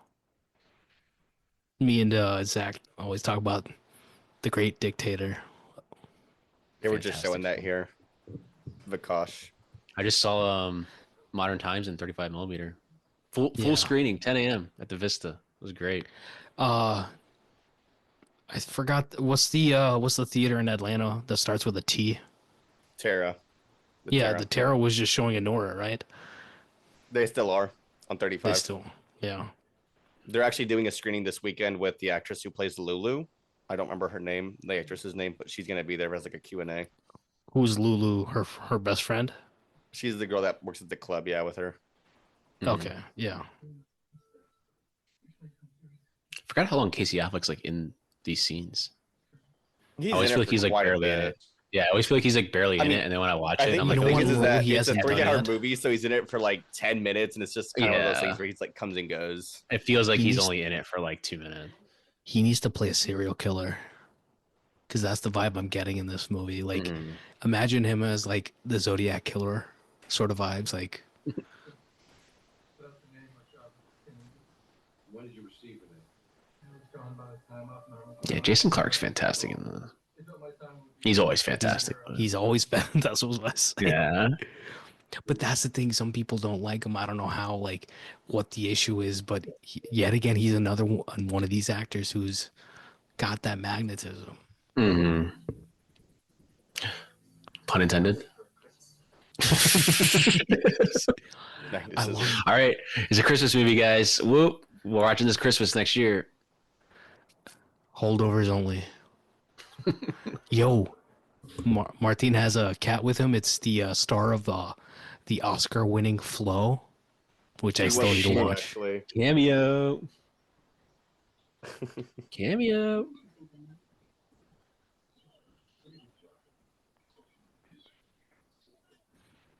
He does such a good job of like just whispering his dialogue. So, the guy who was the sound recordist, if I remember, on the movie, he was on the Deacons podcast also, along with Ruth de Jong. I think his name is Willie Garson. Highly, highly, highly recommend listening to both of those episodes and Hoyte van Hoytema's episode. But it's like he was talking about how with these film cameras, with these IMAX cameras, literally they record and then they redo the scene, and that's how they did the ADR. They did it that day of. It's And insane. it worked. Yeah. I love that Devin Bostic is in this for some reason. And now we're in a time where dialogue is getting lower. Like actors, if they mutter, you can still kind of register it. So it's like it's becoming sort of a thing now where it's like you might need subtitles to watch a movie. Mm-hmm. I think I forgot who it was, but they said that Nicolas Cage is one of the few actors where you know how he has his outbursts. He'll have the outbursts, but he will literally go to the edge of the audio, and he will never like go above the audio range. And it's like, how do you know? He like that, knows like, where the audio range is. Damn. Yeah, like, and he won't go over it. He'll never like say it himself, but you know, I'm talking about like from a technical perspective, like whoever the person was that you're talking about, like that's the genius of Nicolas Cage. This is literally the exact same shot as the first scene they had together. Yeah. Literally the exact same. Everything is like compositionally like exactly the same. Literally, it was the exact same. You're pushing in more. They had to get this man to, I guess they shot this in New Mexico and in Europe. With Kenneth. Yeah. This was during Just means- COVID, so they had to. Yeah. I mean, he was down to play. That's all that means, right? I mean, he's been in 3 straight. Not in the Odyssey. He hasn't signed. I could see him being in the Odyssey somehow, but no, but he was in I'm 3 talking straight about, Nolan Nolan. would be in the Odyssey. He was in 3 straight like- Nolan, Dunkirk, Tenet, and then this. he has to like I mean, whatever. he Except that he's arguably got is. He arguably is the most well-trained actor in the entire world right now. It's Kenneth Branagh. yeah. Most But trained he's actor that's on film, at least. Yeah, it's Gilderoy Lockhart. There's probably like a crazy amount of like theater actors that people don't know that are like even more talented that never do movies. Yeah, because they like the Greatest theater because example it's- is Mark Rylance. Like man came out of nowhere. I love that Mark Oscar. Rylance. Mark Rylance sadly just lost his I think he's wife great. actually. He's great in Bridge of Spies. Like he's fantastic. Like rightfully, he won the Oscar, and I was like, he's fucking great in that movie. I know Martin loves him in Bones and All. He's awesome in Bones and All. But I think that's one of those performances as well that's like it feels weird to say it's a great performance, like it because Yeah, he's such a strange character, but it's he's such a incredible in it. disgusting role. Yeah. I'm curious. Yeah, Emily. Like, I assume she's probably the lead in Spielberg's new movie. Bro, I didn't even think about that. That's gonna be awesome. How many movies has he had that have been led by women though? That might be the Color first one, Purple, unless. Sugar Oh yeah, Sugarland Express. if you could argue Uh, West Side Story I technically. would say he's done it more than Nolan. I will say Yeah, has had a lead. So, Nolan has never done it. yeah, Sugarland, like Sugarland. Oh no, always was no, that wasn't. Yeah, BFG the lead was a girl, and Mark Rylance as the giant. I'm not a big fan of True. BFG. I'll Nah, admit it's it. definitely one of his. Definitely one of his more weaker films. I haven't seen it. That's one of the few I haven't. I watched it in theaters, and It'll it be was one of lower. those. It'll be a lower It, tier Spielberg for you, 100%. I watched it in theaters, and it was one of those experiences where I was like, I don't. It didn't feel like it. Like I watched anything for 2 hours. I think Bridge of Spies or The Post was the first movie I saw from Spielberg in theaters. And you can argue The Post because Meryl Streep, like he's definitely had a lot more women than people realize. Not a lot, but more than people would think. These buildings on the left and right, Ruth said that they're about 5 feet wide. Yeah, but if you watch the special features, you can see it. They pan out, that you can see. But if you shoot it close enough, you can't fucking tell at all. All this stuff that's going in the air outside, when you watch it, I know y'all saw the movie on 4:3 in IMAX. It looks stunning. Oh, they'll always re-release. I mean, one Best Picture, like they're gonna re-release this movie a lot back in theaters. Not only that, but I mean, they just re-released it in IMAX as well. Yeah, Interstellar, like clearly Nolan re-releases have been doing very well. They're gonna do it. Dunkirk, they'll do them all. They'll probably do it with Tenet again. Obviously, the Dark Knight that's is all true. I need. Yeah. I don't know if I'd call it a fumble, but it does suck that Inception was not shot on IMAX. Yeah. I think the amount of VFX in the movie they used a lot of Steadicam, if I remember. That's why they kind of had to chill.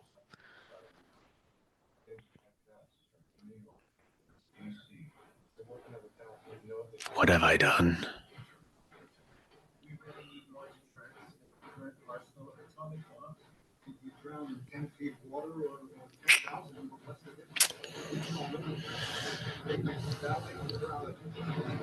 Oh, good Lord. That's that transition. My ears are shaking. Insane. The bass is on point. Like that whole interaction of like what they were just talking about, and you interject it with what you know that scene is of them cheering and the politics behind that. Jesus Christ. It's very reflective of something I think is going on right now, unfortunately. Yeah. They're cheering on that they just nuked people. And then these people this is like a different, this whole scene is a different cheering on of where will we drop these bombs in these cities? It's and like, then him sitting there being what like, you're rooting for? What the fuck have we just done? Like, insane. So fucking good. Yeah, the more I watch this movie, I'm like, yeah, this is his best film. You make a 3-hour biopic this compelling and this fast-paced, precise. It's very methodical. Yeah. Everything is thought out. Like there's nothing that's left to like even think about. I don't know if you noticed, but there's most of the episodes that we do, I'm very active and I'm very like talkative about what I'm experiencing. But this one, it's like you're experiencing so much visually. You're just locked in. Like it's impossible to talk about this movie without also like. It feels like you have to like for a second, like sit for a second, but it's the entire movie you're sitting with it. One of my favorite parts about this movie is the way they shot it. in the sense of all the dialogue, because it feels extremely distinct. It feels like there's no coverage, that it never feels like that. And it feels like they never wasted time with what perspective they're shooting. And it just feels so confident. Even from Nolan, it feels more confident than he's ever been, in my opinion. Because the problem, not the problem, but the difference is that, there's 15 people in a room and half those people are like relevant, dialogue wise. But then you'll cut off and you'll have conversations like this, and it's like, and they're running fast and no one knows what he's doing at this point, where it's like, you can't stop the man.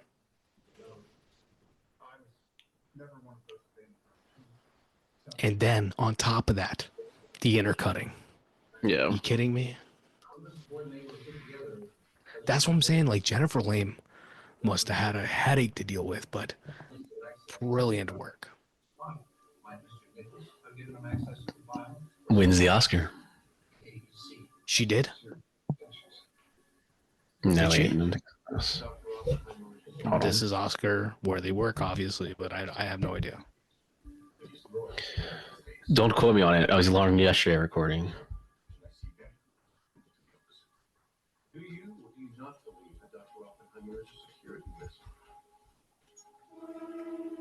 Yes. Best achievement in film editing. 2024 winner. Awesome. I don't know if Lee Ruth got a nom, but didn't win. Didn't win, yeah. You know why? People always expect, when you have a period movie where it's like everything is built out, everything is supposed to look magnanimous, everything has to be, crazy. And Nolan was like, no, hold up. No, that's not how these places looked. We're not going to do that. We want this accurate to some extent. Let the Japanese fight on. Hitler took the coward's way out.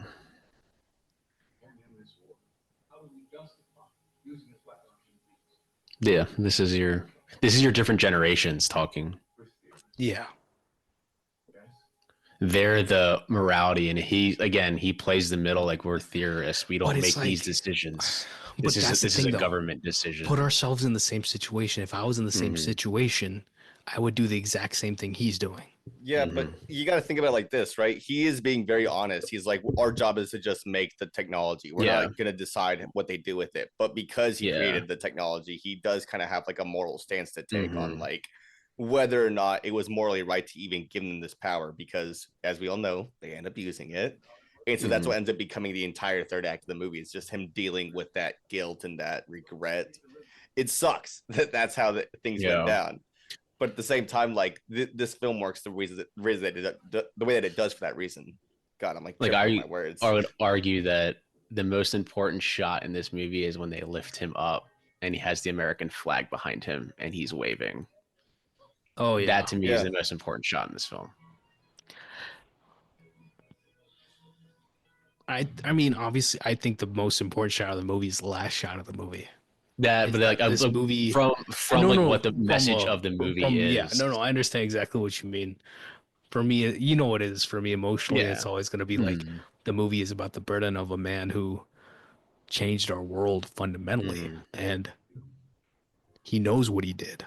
Yeah. And how do you? And you can't take it back. How do you even? But in the moment, you had to do it, or else what would the Nazis have done? They would have just bombed us. It is the catch-22 of the Pandora's box. One thing I love about the strings is that there's always this like a thrill to the science aspects of this. I don't know why, but it just popped into my mind when I saw his brother there again. I was like, Ben Affleck making fun of Armageddon and being like, I need my guys. Why do you need them? I don't know why. I just do. And Matt Damon being like, okay, it's fine. I need my guys. I like how every time I think of Armageddon, I think of that shit with him talking to Michael Bay, asking why it would be cheaper to like Yeah. Like get oil drillers as astronauts and Totally astronauts shut as the oil drillers. fuck Like shut the up. fuck up, dude. This is a Yeah. movie. They would just throw a little debris behind them right there on the other side. Scott Fisher's team right there. Both ways. It's Scott Fisher on one side and Scott Fisher on the other side Mhm. of, one the explosion and then the stuff that's going on the actors themselves. Do I need to You're good. I was just responding to someone. because I pulled every time I watch a movie, I pull all my curtains. It's dark, whether I'm watching in my room or, you know, in the living room. I'm always in a dark room when I watch movies as much as possible. I'm close enough to my TV. Oh, I love the way that he smacks it out of his hand. And that's the thing. Rami Nolan is Malek's little funny. face. We've Yeah. talked about this. Nolan is funny. We went past the line of like, whatever, birth control is out of my jurisdiction, and then Emily Blunt walks up pregnant as hell. Yeah.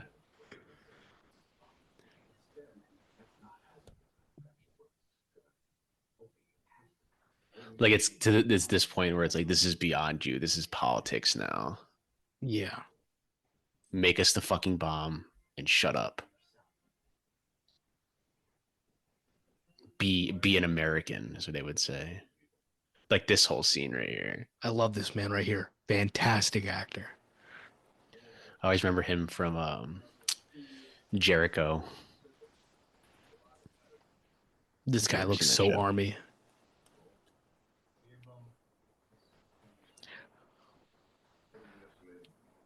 I wonder if this story is true. That the guy was like, "Oh, no Tokyo because my wife and I went That's where on I our honeymoon there." that's a way that again how politicians and rich people think. Like when they No, make these 100%. decisions, it's like 100%. well, I vacation there, so don't bomb there, and you're just like, what the fuck? Like But what did I was talking about, right? You talk about there's hundreds or tens of people who are making these decisions that are dictating how many people's lives, billions of people's lives. get to And it live and comes die, down and they sit like behind a desk. talk about Sherman, General Sherman, Civil War. My entire whatever Georgia, was up in flames except Savannah because he's like, oh, I like Savannah. So that one Yeah. city stayed. Everything else burned just from personal opinion. Matthew Modine, man.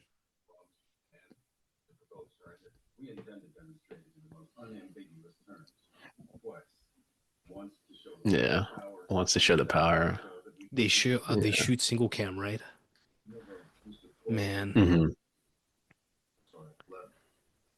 dialogue is hard to shoot. I know Marty knows about this. Shooting anything dialogue wise with one camera, you can do it.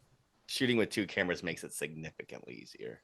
Mhm. But Because that's it's also like, something that's more of like a digital thing. Like I would say, since they're shooting on film, it may not be the most convenient, yeah, especially if it's as loud as it could be in that yeah. room.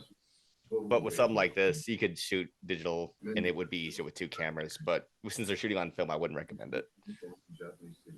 Because I do love like I learned the rules, like the Coen brother rule of like the camera is gonna be in between the two characters physically, like that sort of stuff. That always fascinates me when I learn those rules when it comes to like shooting dialogue itself.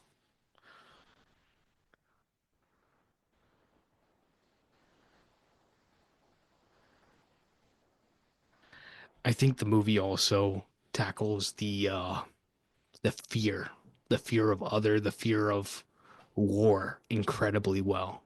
And that's one of the reflections that like if we don't do it, the other people will. And that fear is what drives humanity currently, right? Yeah. This movie And on has a top lot of of that, you nuances talk about about. the other end of the Tokyo thing I'm talking about with the honeymoon is Mhm. what we're seeing, in the Middle East right now, where it's like, oh, there's a terrible situation. Let's take advantage of, already, people already in a precarious situation and ruin their situation as to where they're living.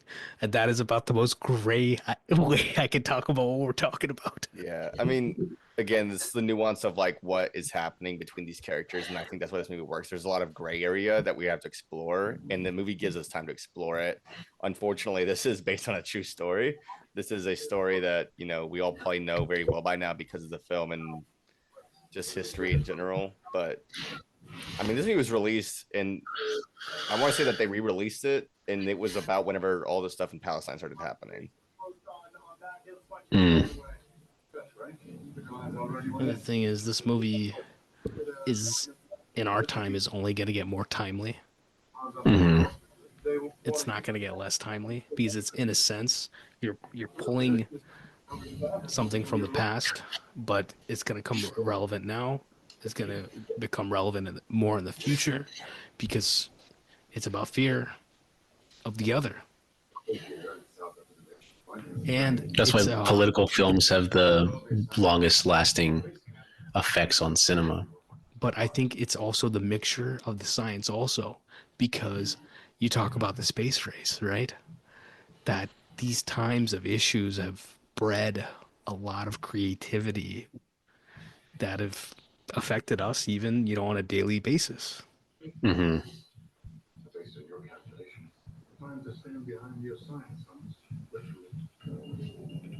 They use like the Geiger counter as like the sound effect.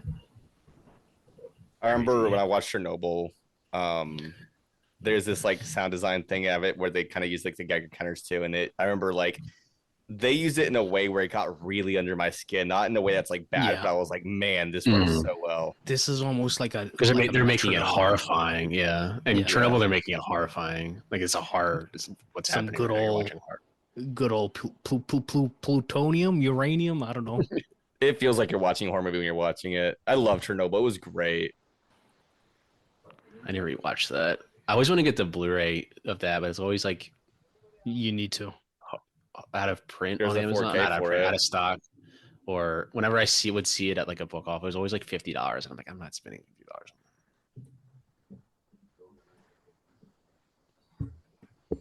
$50. Jack Quaid's in a lot more than I remember in this. He's in it a lot, like face-wise, but he doesn't really speak very much. Unfortunately, no dialogue.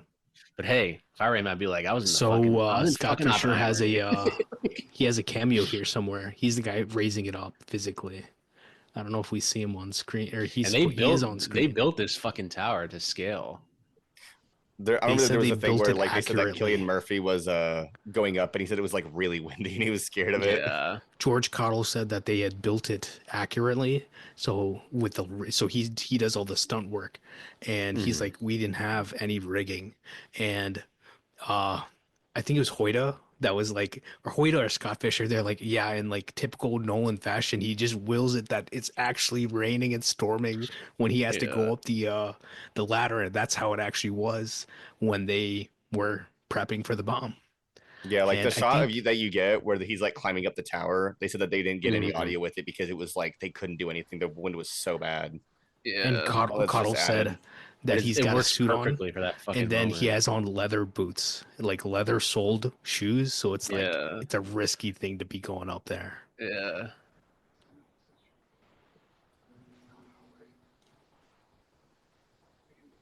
Taking the sheets. That's an old Revolutionary War. Yeah. Thing. Taking the sheets, and the British are there. Break a leg. We hang the sheets back up outside. It was like, don't come in here. The British are here.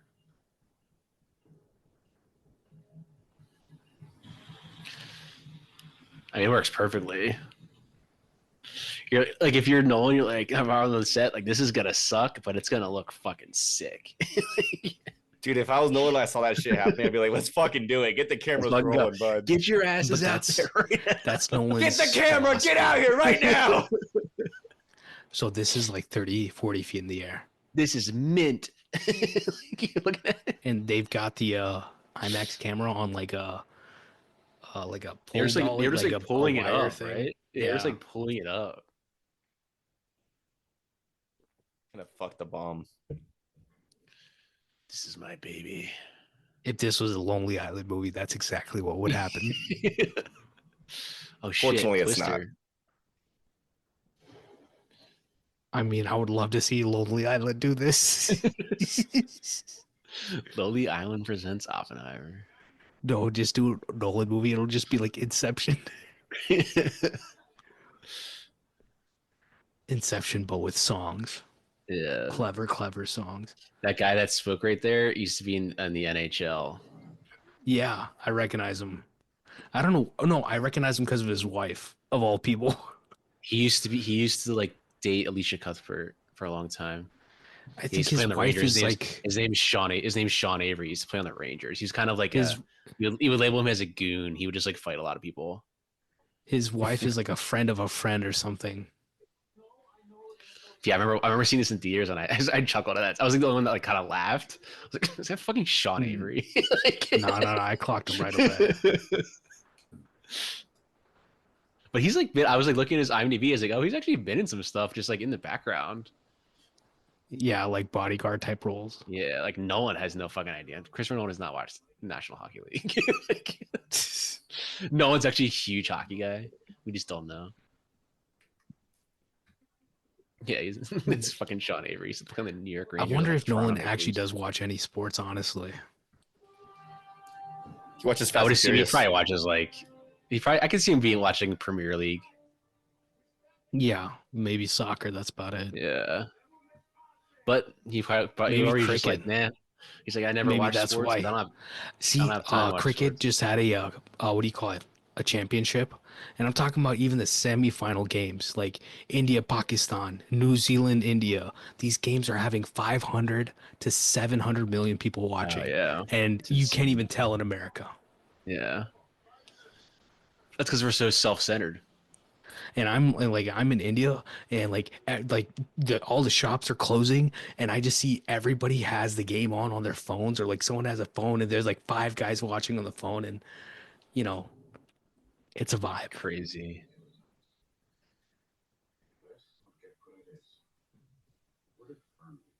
Remember this, like a clip from the scene Fermi was like Fermi is all the another one of trailers. these great scientists that I'm talking about, man.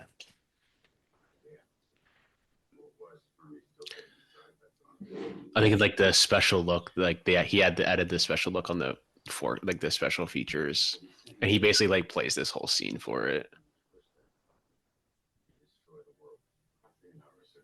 I mean, this is a great like moment if you're like skimming through, like trying to put a trailer together. You're like, we need to have this part in it, like because it's almost like comedic. It's like near zero. Like, yeah, we could destroy the whole world. No. I don't know what happens, man. But this is like legitimate scientist candor. Yeah, It's hilarious. But it's like, No, but, like, hey, if we do destroy the world, then. But I if guess you the ask a war's over. scientist a question like this, like if you ask a scientist, oh, how many feet is this? They're gonna give you the right answer. It's like 2.75 feet or something. They're not just gonna say 3 feet. Yeah, it's like, hey, if the There's world does end tonight, I guess we don't have to worry about anything anymore. So we're all dead. Yo,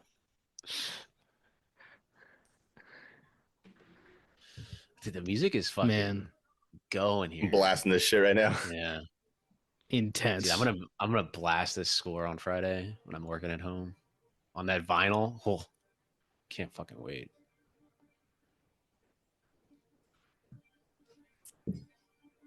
Shit's got to be stressful. Oh, dude. I can imagine that night too, because it was raining that night. Yeah, when they tested it, like pouring rain. I remember like very distinctly, like whenever this was happening in the theater, the first time I watched it, because I mean I get to see everything kind of early. Like I couldn't believe that it went the way that it did, because I was just like so in like just intense. Mm-hmm. Like just in this intense moment, I was like, "Oh man, it's gonna be huge," and I was fully prepared for it to just be like the loudest thing in the world, and it's just like the silent moment, and then out of nowhere, it like hits you. He really plays with your expectations a little bit. Mm-hmm. Well, it's because you're leading up to this. Oh, it's going to be this huge, Yeah. the loudest And thing, and the then thing is that you can actually hear like when the bomb actually does go off, it's very loud, but it's like he almost like makes you like forget about the explosion for a second. It's just like, whoa, that looks incredible. And then the audio hits you, you're like, man, that was great. yeah. Dude, Josh Peck has the most important part of the movie. He drops it. That's what I'm telling you. And you know what the funny part was when I saw the movie the first time? I was like, Megan's gonna come out of nowhere. He's like, Megan! Like the He hits bomb's the not going off. They like hit the trigger, doesn't go off. He's like, Megan. It doesn't go off. He squints and says, Oppenheimer. I love that fucking Betty Safdie is doing this. Put lotion on. Isn't this the photo of his Or poster technical. also? Like his There's character poster? That I don't know if it's his character poster, but that's like the most used image I feel like of him anytime I see it. Like when I saw that he got announced for Agamemnon today, that's the picture that they used was him with those like. Who's gonna play his wife? Probably gonna be like Anne Hathaway. Dude, could you imagine being like, obviously, like that actual person being like you control everything right now. The entire world can rely on you right now. Yeah, sure. Yeah, like it's like a spectacle. One of the interesting parts that I found personally, like they had a heavy research thing going on for these sets, and this is accurate as to how they had the setup, for the bunker, for the bomb, and it feels so low key. Like it doesn't feel, if you think of a bunker, you might think it's something grandiose, but it seems so simple.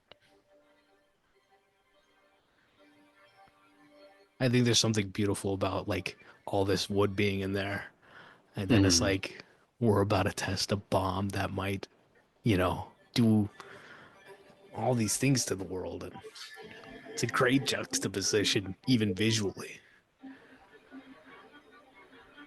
Here we go.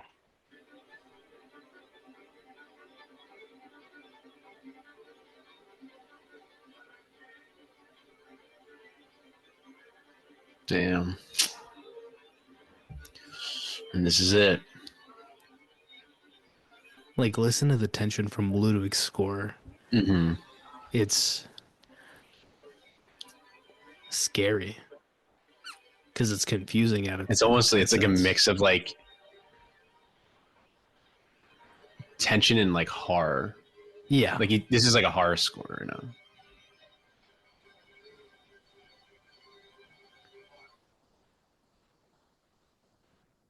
Oh, Jesus. God damn.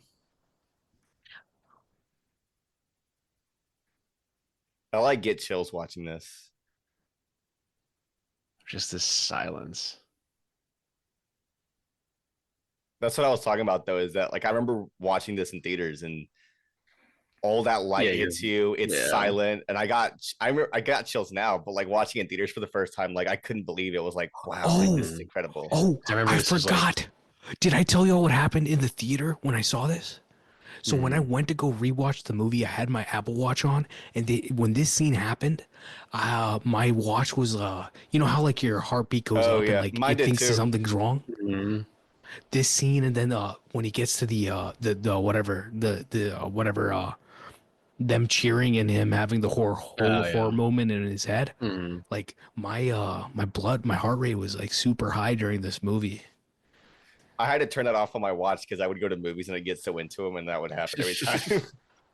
I think this is the only movie I've ever had it. Like I've had an Apple Watch for 2.5 years. I think it's the only one I've ever had it happen in. I think if I had an Apple Watch when I saw First Man, it would have been that bad. The last one that I did it me too was I went to go see the first Omen, and I was the only person in that theater, and I was so scared that like it made me like get chills. I am behind. That's one of the movies on my list to catch up on. Nell, Free Tiger. I love about this is when you finally get the sound is when it's so gone. You don't see the light anymore. That's when you get the sound. So this quote right here, "Now I'm the destroyer of worlds," it's actually a bit more extended, but it is accurate and something that Indian people quote all the time. That J. Robert Oppenheimer quoted the Gita whenever he saw the level of magnitude of the work that he had just pulled off. Mm-hmm. What do you guys make of that line whenever the bomb goes off and you hear his voice saying that? Because I have an idea of what I think he's trying to say, but it is more or less like I think one of those. It's like maybe I'm reading too much into it. Maybe it's just my interpretation. I mean, my my explanation is the most, I guess, straightforward one, that he thinks that Yeah. this is all his fault. I think that's the most basic version of it, and that is part of Yeah. it. I think, but also part of me wants to think it's a callback to the moment earlier in the film with Florence Pugh's character, and just the way that his character couldn't really react whenever she died. So, Oh, 100%. whenever Mhm. you see this giant bomb in tandem But with these words that he said while they were having sex, no, that's it's one exactly of those things where I Nolan's feel like intention. it's. And he also says, like, right before the bomb goes off, he says these things are heavy on your heart or something like that. Like, Yeah.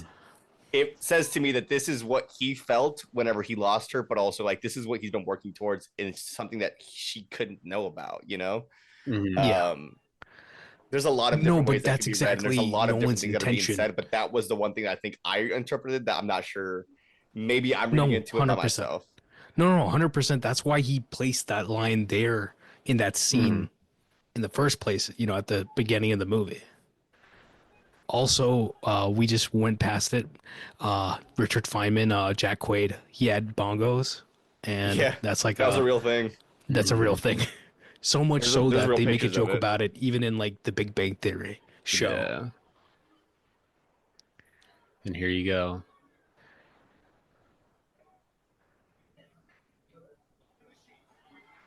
Here you go.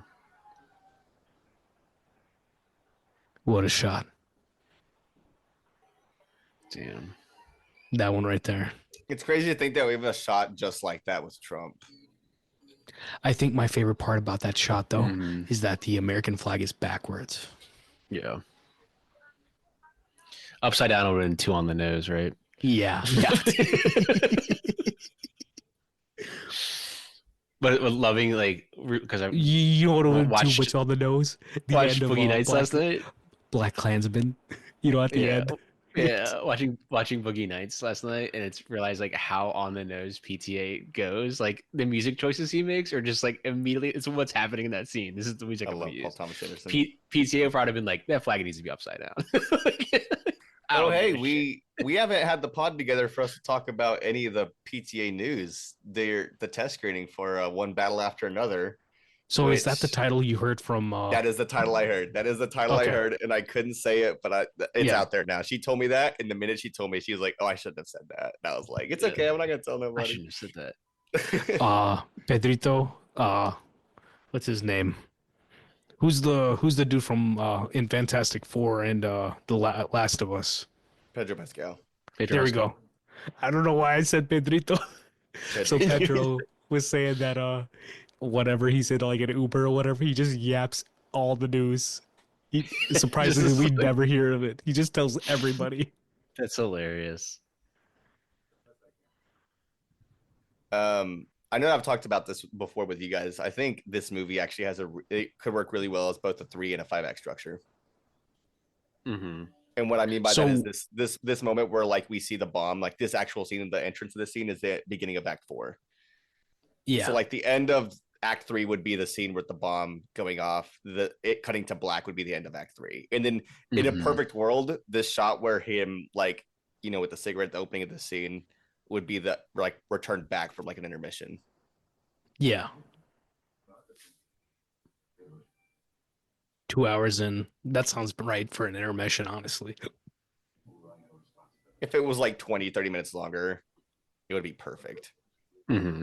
But regardless, I think the reason that a lot of people anybody who I talked to that didn't like this movie went to it thinking that the movie was about the bomb. So when the Yeah. bomb happens and you have another hour of movie left, they think like, yeah. what the hell? Like, what am I sitting through? Like, why am I still sitting through this? Mhm. But it's like, that wasn't the movie. The movie was Oppenheimer. You know what I do Yeah. nowadays?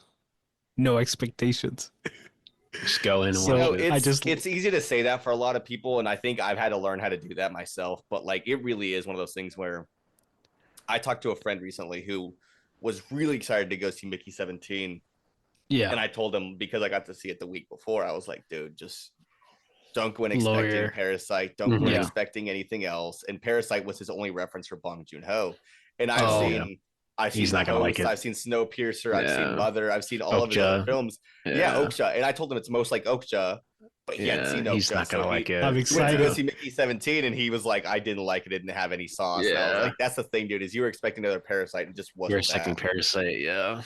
I think That's Okja's why- saucy as hell, man. Though, Yeah. like I love that movie. I think that's my biggest pet peeve when it comes to like people that were like they'll say it wasn't Parasite. It's like it's not trying to be Parasite. I don't know what. I hate when people Let's say be that. real, it's like not- Bong Joon-ho really is making more movies like Mickey 17 than anything else. Parasite's Oh, like yeah. the one exception of a The movie one that time he he done that went like out. everybody Yep. loves. Mhm. But I love about this is that you would think when he was making this movie, he would show the footage of them dropping. But No. obviously, we already saw it. We don't need to see it again. Oh, you're saying like during those scenes where like they're in that room? Yeah, being like, oh, because now But they it's- just dropped the bomb. It's a choice of what type of movie you're making. I think it's This is really not a- important to not show it, to be honest, because the Well, idea is that it- like the perspective is all from Oppenheimer. He didn't see the Or, bomb, like- you know what I mean? Or like, because they just cheered after they dropped the bomb to see it now. And now they just actually did it. And look at their reactions now. Yeah, it's the They're personal cheering, that but matters. now he knows, like, he And realizes, like, and the that's the magnitude thing. of What did they just happened. show? What's the juxtaposition? American Who's flag, actually yeah. cheering? American It's the flags, yeah. military All the- people all the cheering. Military military cheering. people, yeah. All they cheering. American flags everywhere. Look at the crowd. Do we see any of our characters that we've been seeing? The scientists, Nope. are they in the crowd? Nope. Also, real quick, Channing Oppie. when he's on the podium and his world is like shaking, they literally took photos, They had did the that, projection, and Yeah, crazy. I love it. You can see it if whoever's listening has it's in the Yo, special the bass. features if you have it The physically. bass. Yeah.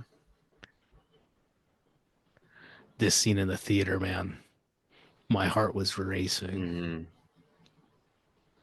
Martin, it's your time to talk. It's tough, man. I mean, I've been No, pretty I'm- speechless for most of this movie. No, I mean in the sense I want you to talk about how we talked about it before, but talk about it on here about how you were kind of disappointed with this. I wasn't. No, you were disappointed with like how like they didn't take it far enough. Oh, here's my thing: is I wasn't disappointed that they didn't take it far enough.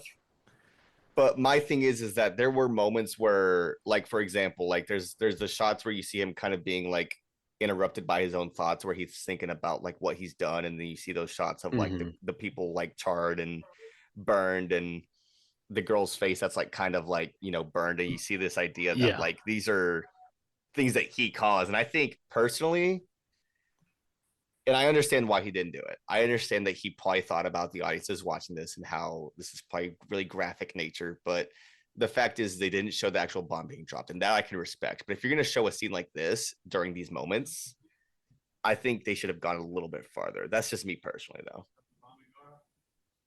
But I'm not upset about it. You know, like he went as far as he wanted to, and I respect that. But personally, I think he could have gone a little bit more with it.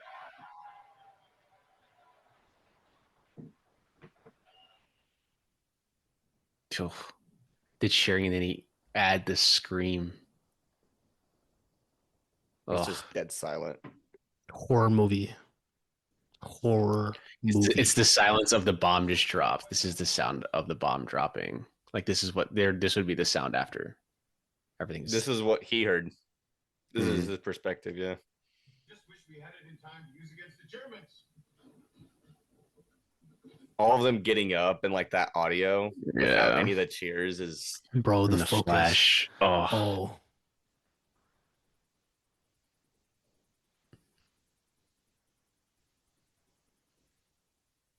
Jeez. All of the ash falling.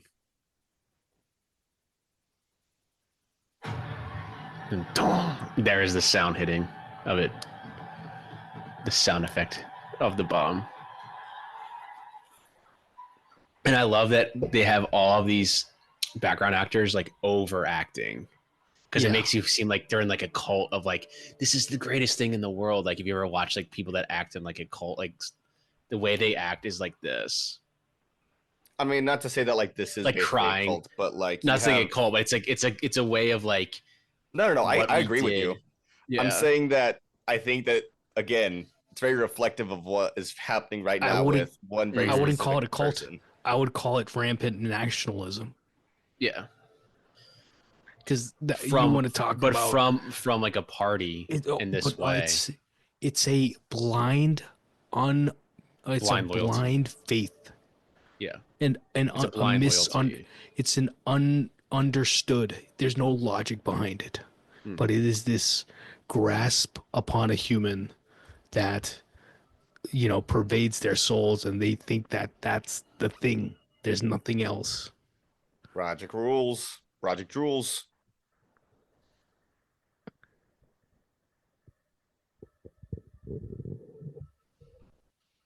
I definitely get what you mean, though, that they could have gone even further with that. I think just a little bit more. Maybe just a bit more. Just a hair more. I would have been fine either way. Let me run through this real fast because I love this detail because Ruth the John was talking about it on the Deacons pod. They do talk about it on the featurette, like for the movie, the bonus features, that this set was built within 5 days, round the clock. Do you know how they built this? I'm curious if who knows about it. Yeah, I do. You want to share with the class? What do you mean, like how they built it? As like they found the set in, I think it was like a Fox lot, and it was missing pieces, this and that, and they were working round the clock for 5 days to get it up, and they essentially had wet walls, but it looked good. Yeah, they said it still smelled like that's paint. Part of it. It's the set that they use for Veep. Oh, is the Veep? Yeah. No, I didn't know that. No one said didn't say Veep. that. I didn't hear the Veep. Yeah, I didn't know. I didn't know it was the Veep. It was like the same set that they used for Veep, and they were like, what a whiplash. Gary Oldman. I know. That was another one that he showed up, and I was like, holy shit, it's Gary Oldman. Nah, that's the big one for me. I was like, wait, Truman? Yeah. Truman was an asshole. Okay, that's all presidents are assholes. One of the things I don't like about American history, the way that it's taught, is that we get a refined, like, here are the highlights, memorize this, take the test. We don't get to know the truth of, like, these people were in power, but were they actually, like, how were they as people? These people were presidents, but what did they do? We see, you know, like, you talk about Eisenhower and, like, you know, the interstate, but, like, how was he as a president? Like, Truman gave the order to drop the bomb. It was him. Yeah. And then, you know, run it back to someone who just passed away, R.I.P., to the only president from this state, Jimmy Carter, who was vilified, who didn't get another election because the man didn't want to take us to war. And what was wrong? He was right, but people didn't want that. People wanted war. They wanted the rampant nationalistic view. Like you said, though, like your high school textbook will be like the U.S. is 2-0 in world wars. Like, yeah, the U.S. didn't even enter they didn't even want to enter this war. Like, and then they did because they were quote unquote forced to. Yeah, when in reality, they still didn't want to. When you get to finally get to college, then they talk about the you know, the whole situation of like Pearl Harbor and everything like that in depth. Like, the U.S. would not have won the war if it wasn't for the Russians. Like, the Allies, they would have never won the war if it wasn't for the Russians. Yeah. In Stalingrad, they would have never won. And the reason the U.S. and Russia started to have controversy was because of how they wanted to divide territory in Europe, especially in Germany. That's how you had East and West Germany. East Germany talks about was it, a dictator. but it's like Stalin killed how many people? World. How many people did Stalin and his people literally erase? Yeah, Stalingrad is one of the most bloodiest. The Soviets lost more soldiers than anybody No, but I'm in the talking World about War. like in a sense of like how many people they killed and like they would literally, Oh yeah. take photo from everything from photos to like, any literature or history about your people and literally just erase people. Because he even mentions like there had to have been a Russian spy. It's like there was no Russia versus U.S. at Here that we time when we go. were making Uh, this, like when Martin, you're making the talking about an bomb. act change. This is the act change right here, Hmm. Oh, 100%. where when he comes into the black and white himself. I'm not gonna lie, I was scared that the whole movie was gonna be in black and white because the first photo we got was of this black and white. Yeah. Well, they I'd used be fine with it. the teaser. The teaser was black and white, but the shot they used in the movie, they didn't use the black and white for it. It was when he was putting like his hat on at Los Alamos or whatever. Yeah. I remember that.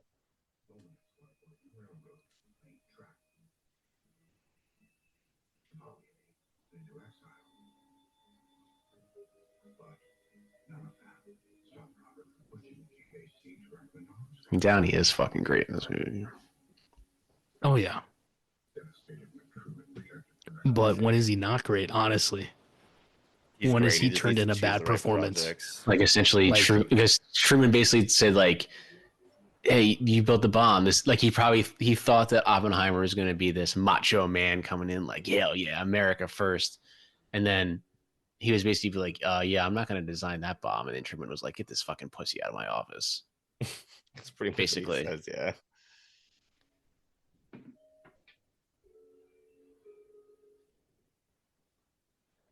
Like reading up on president, like a lot of those books are really long, but they're fascinating. Like they go through the whole life of people. Like in these presidents are you should never. That's reading those books is when you realize you should never idolize anybody that's in a political position. One of my For favorite like random like reads I was forced to make was David McCullough's John Hancock. yeah, he's That good. was He wrote a Truman one too. yeah. The Truman one, his Truman Great one's writer. good.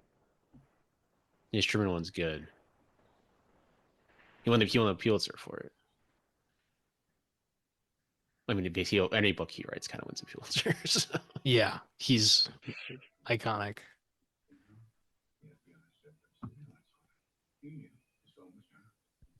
Because like, it's great how he just transitions so fast to just the Red Scare immediately. Yeah, that's what I'm saying. Like It's an act change. immediately, yeah. A good amount of the movie, like the third act too, is all from the perspective of Strauss's character. Yeah, Mm-hmm. Like, don't get me wrong, like it's definitely and I think that's really the big difference with the third act, technically act 4 and 5, if you take my idea of what I think is this film is doing very well, I might add. So but one thing I will say is that when it comes to act structures, it's not conducive. In my opinion, is not conducive when you're writing, but it is conducive to when you're trying to critique a movie in terms of Mm-hmm. like where the things are landing. I mean, yeah, it helps you to a certain extent when you're writing, but if you're creatively trying to get something, new out, I think it depends on the mean, story. Because I mean, like you have a girl with the dragon tattoo, and that's a 5 act structure. That's not even like a Yeah. talked about thing. It's like it's not a yes or no. Like that's a movie that is 5 act structured. Like there's no debate. This one, it's like you could kind of look at it from both perspectives, and I think it works both ways. I think it works better 5. But I'm talking about like in terms of like the writing of it and then the critiquing of it, just on both sides. Like, Yeah, but it ultimately depends on who's writing it and if they're gonna sit there and actually, I don't think Tarantino's sitting there being like, "Oh, this is my third act reveal" or something like that. Yeah. That's no, and even then, Hateful Eight's probably the only movie that he's done that's capable of looking at like a 5 act structure. And even then, it's been a while since I've seen it, so no, it it may is. or may not It be. is. But I It want to is. say it It probably is. is. Just any movie that's really dialogue heavy has a good probability of it being 5 acts.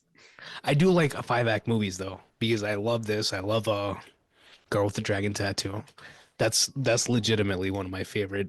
But y'all already know it's one of my top 3 for no for Fincher.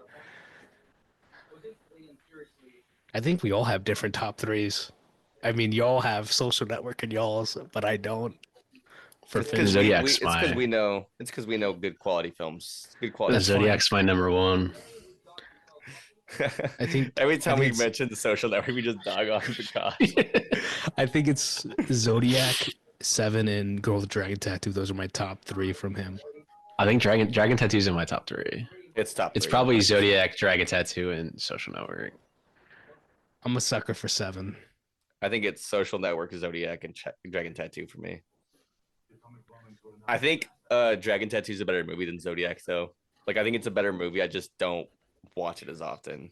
Zodiac is so like quippy, like it's so engaging too when you're watching it. Here, I got to put it on the list. I forgot that I need to rewatch it. I guess I shouldn't do the 4K, right? Is there a 4K? There isn't a 4K of it. No, For but what? y'all told me that Dragon Tattoo? the 4K wasn't good. Zodiac for has a 4K. Zodiac. I thought you meant Yeah. Dragon Tattoo. I was like, there's no. No. I have a feeling the Dragon Tattoo 4K is going to be in a Columbia box set coming. Probably. They need to put yeah, that no, on 4K. In there. I ordered that Zodiac 4K, and I remember me and Pat were talking about it, how we both had it on pre-order, and I had told you guys about that program we have at work where you can watch movies like previews of them just to see how they look, like restoration wise. I saw it and I was like, this looks no different than the Blu-ray I have at home. Yeah. And so I just sat there on my phone and I was like, canceled do I cancel it? Do I cancel it? And I did. I was like, it's ridiculous to think I'm going to spend Yeah. another $30 for a movie that doesn't have the director's cut, looks identical to the one I already have. Yeah, if you don't own the movie, I say buy it. But if you already own the director's cut Blu-ray, you're fine. You don't need it. And now he's on the cover of Time.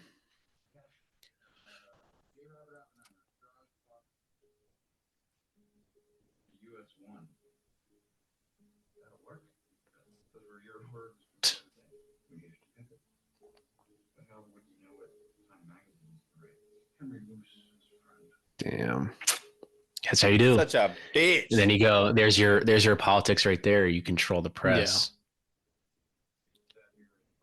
And it's not like some random place. It's Time Magazine, Time Magazine. arguably the magazine At that time, of, it was the most read magazine. I mean, That was like that. Everyone had Time going to their house. I was reading Time Magazine for the longest time myself. Like one of the few magazines I did read. That was when like I had access. That was to like them. it was like the New York Times of magazines. Yeah.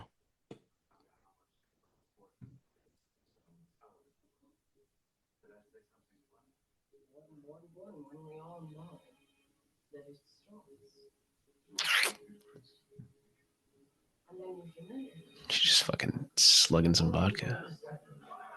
I mean, shit, with all the shit he's going through, I would be too. Yeah. I like this now. Like the now here's another transition. Mm-hmm. That now we go from black and white to color again, and we're getting a revisit of the same shot that we had in black and white in the first act of Strauss's like embarrassment. Mm-hmm.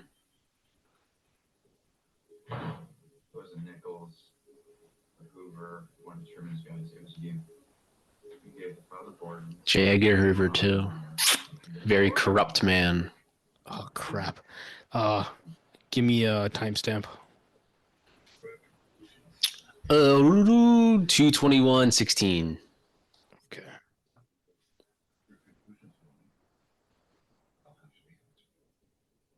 That's Ellen McCarthy. Oppenheimer's too slippery for that self-promoted clown. 27. Where are we at? 2/21/33. 2/21/34.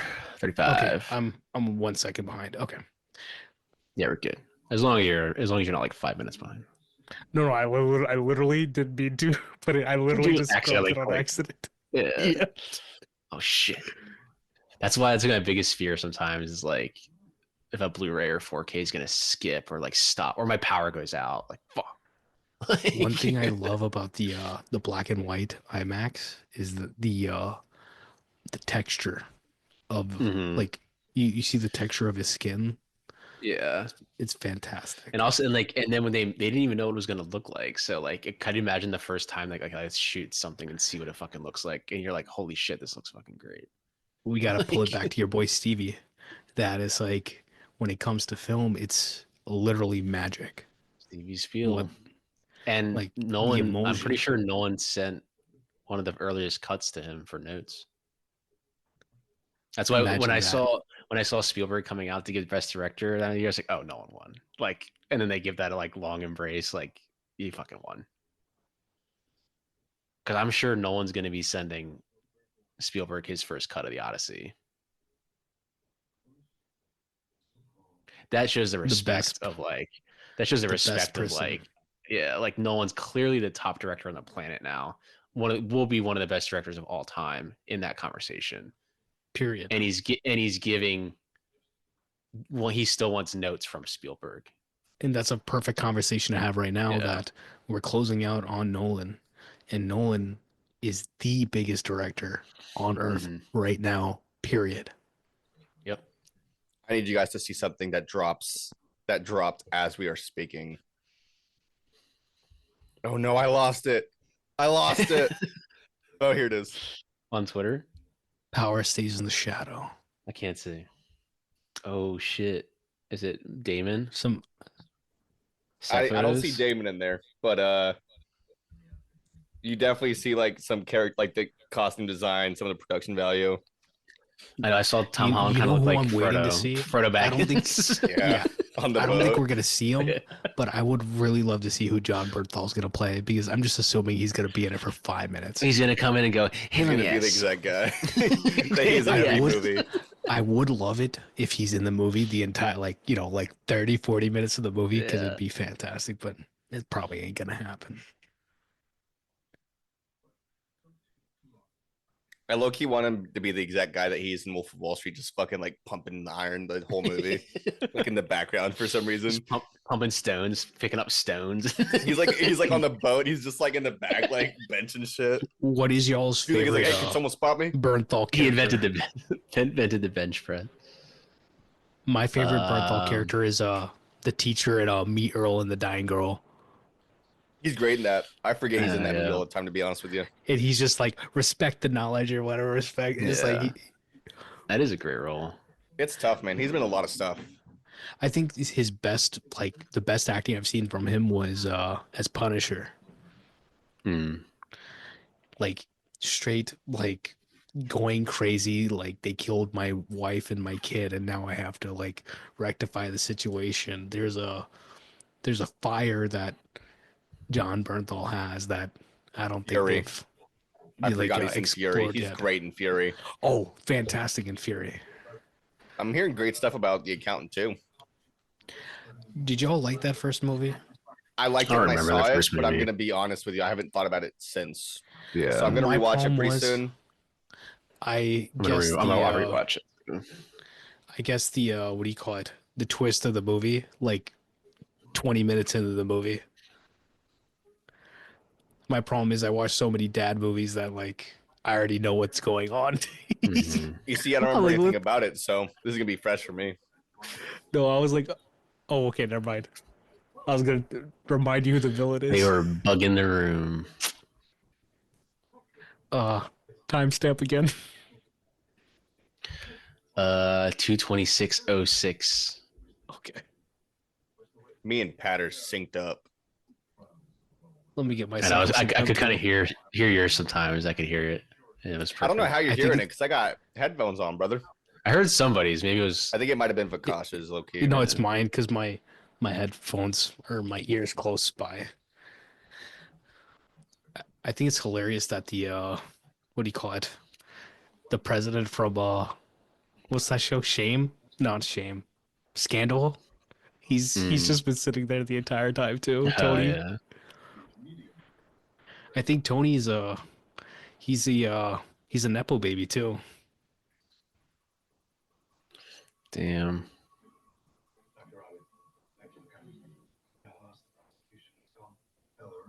Oh yeah. The government is Y'all know turning who's- on him. Do y'all know what his name is? The guy I'm talking about in The Office. His name is Tony Goldwyn. He's fucking MGM grandson. I'm surprised that we talked this long and haven't said anything about David Jesus Cole's Christ. Damn, he's fucking MGM grandson. Of course. That's a Nevo baby right there. Yeah. Who's your grandfather? Fucking Sam Goldwyn. Jesus Christ. Sam Goldwyn Jr. was his dad. It's insane. That dude's got some money. I guess his family's film royalty, cinema royalty. Yeah. I bet he has something to say about all this Bond stuff. Yeah. I'll keep his mouth shut. What was that Bond thing that they did at the Oscars? Like, what was that, man? That made no sense because I was like, Everyone I was not watching even it was like, what is Dr. going No. on right now? Dr. No came out in 62. It's not an anniversary. Like, what is this? I think the only thing I guess saw it is was the death of Bond. I saw the behind the scenes stuff of like of Quali dancing, which I don't know if y'all follow her. It was actually quite awesome.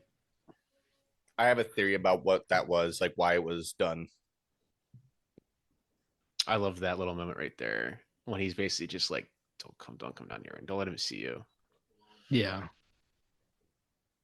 My theory with all this Bond stuff that happened at the Oscars is that they were probably getting pretty close to agreeing on somebody being Bond, like the producers and everything with Amazon and Jeff Bezos happening.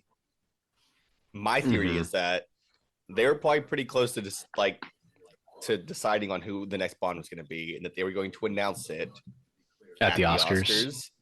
And that was why that whole thing was done, because they were going to announce who. And then the Bond would was. come out at the end. Yeah. Yeah, and then what happened was what happened with Amazon, and they realized like, oh shit, we don't actually have a new Bond to announce because everybody just left. The only thing I'll too say late about to that change is anything that at the Oscars. I think that's what happened. Honestly, that's just a theory that's of mine. not the Broccoli's have never done that.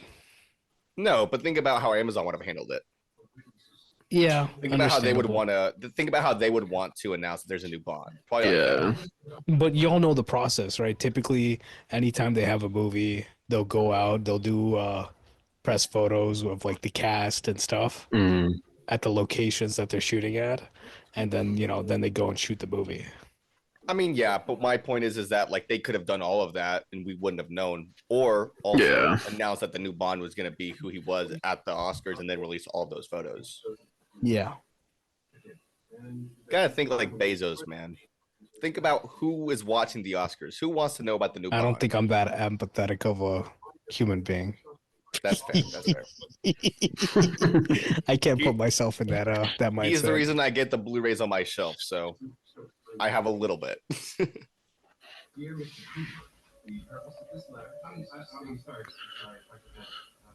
Bro.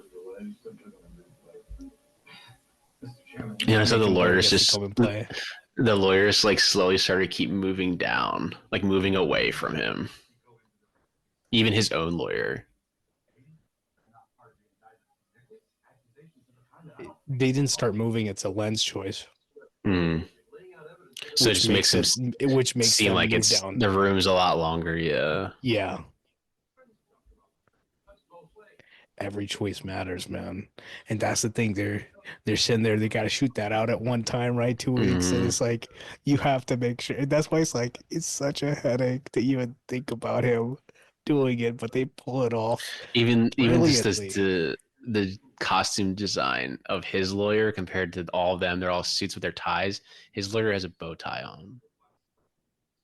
He's the only one with the bow tie, but there was somebody else with a bow tie earlier in the movie. I can't remember. But like, he has a bow tie on. It's like basically being like, look at this buffoon. Like he's so out of his depth. Y'all know that movie that Josh Brolin and Peter Dinklage had, Brothers, the comedy movie. Macon Blair wrote that. Damn, I can't unsee MGM grandson. No. Tony Goldwyn. Yeah, he's a good looking dude. I don't know if y'all ever watched Scandal or anything. He's a. If they had an American Bond, that would be him. Are they never going to tell the truth? It's a good editing choice to have Rami Malek walking in to tell the truth immediately after that. Yeah. I assume if you open the screenplay, that's exactly how it's written. Yeah. You should look. Knowing Nolan. Because that's how I'd write it. Open it up.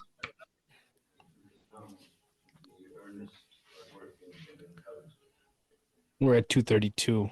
So I found it. yeah. No, it doesn't say that. It doesn't. You want me to read what it says? Yeah. Which is yeah. Oppenheimer. Isn't anyone ever going to tell the truth about what's happening here? Cut to Interior Senate Committee hearing room, day, black and white. Strauss and his counsel take their seats as the chairman calls to order. Strauss looks around the room cheerfully. We will now hear from Dr. David Hill. Strauss peers at a familiar man in glasses. David Hill. Cesar's note-taking scientist whose pen Oppenheimer grabbed. Okay. So it is what happens. It's just, it's a bit more eloquent cut down. now. It's more, yeah. That's Even or if it's not written on the there, set. it may as well be written. Or on the day on the set, they're like, what if we Nolan, shoot it behind him coming in? I think Nolan always is like cutting faster. But it's not like, over cutting in the sense of like hyper cutting of like we know of today.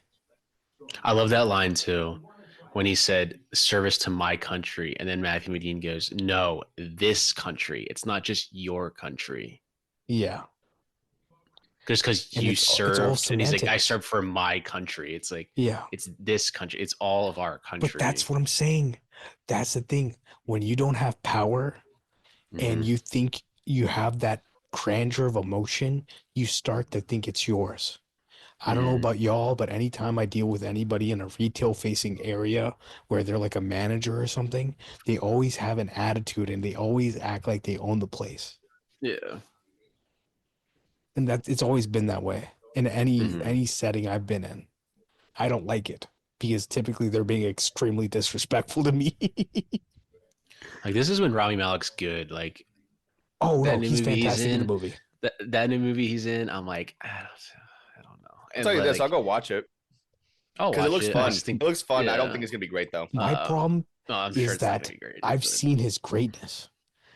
Y'all haven't seen Mr. Robot, right? No, but he's a great actor. He's a good actor. I feel like the more I see of Mr. Robot, I'm like, that dude was built to play that role. Like Mr. Robot is genuinely Zach is watching Twin Peaks right now for the first time, and I remember watching Mr. Robot season 3 and Twin Peaks The Return at the same time, and I was like, oh, like TV is back on top, just peak TV.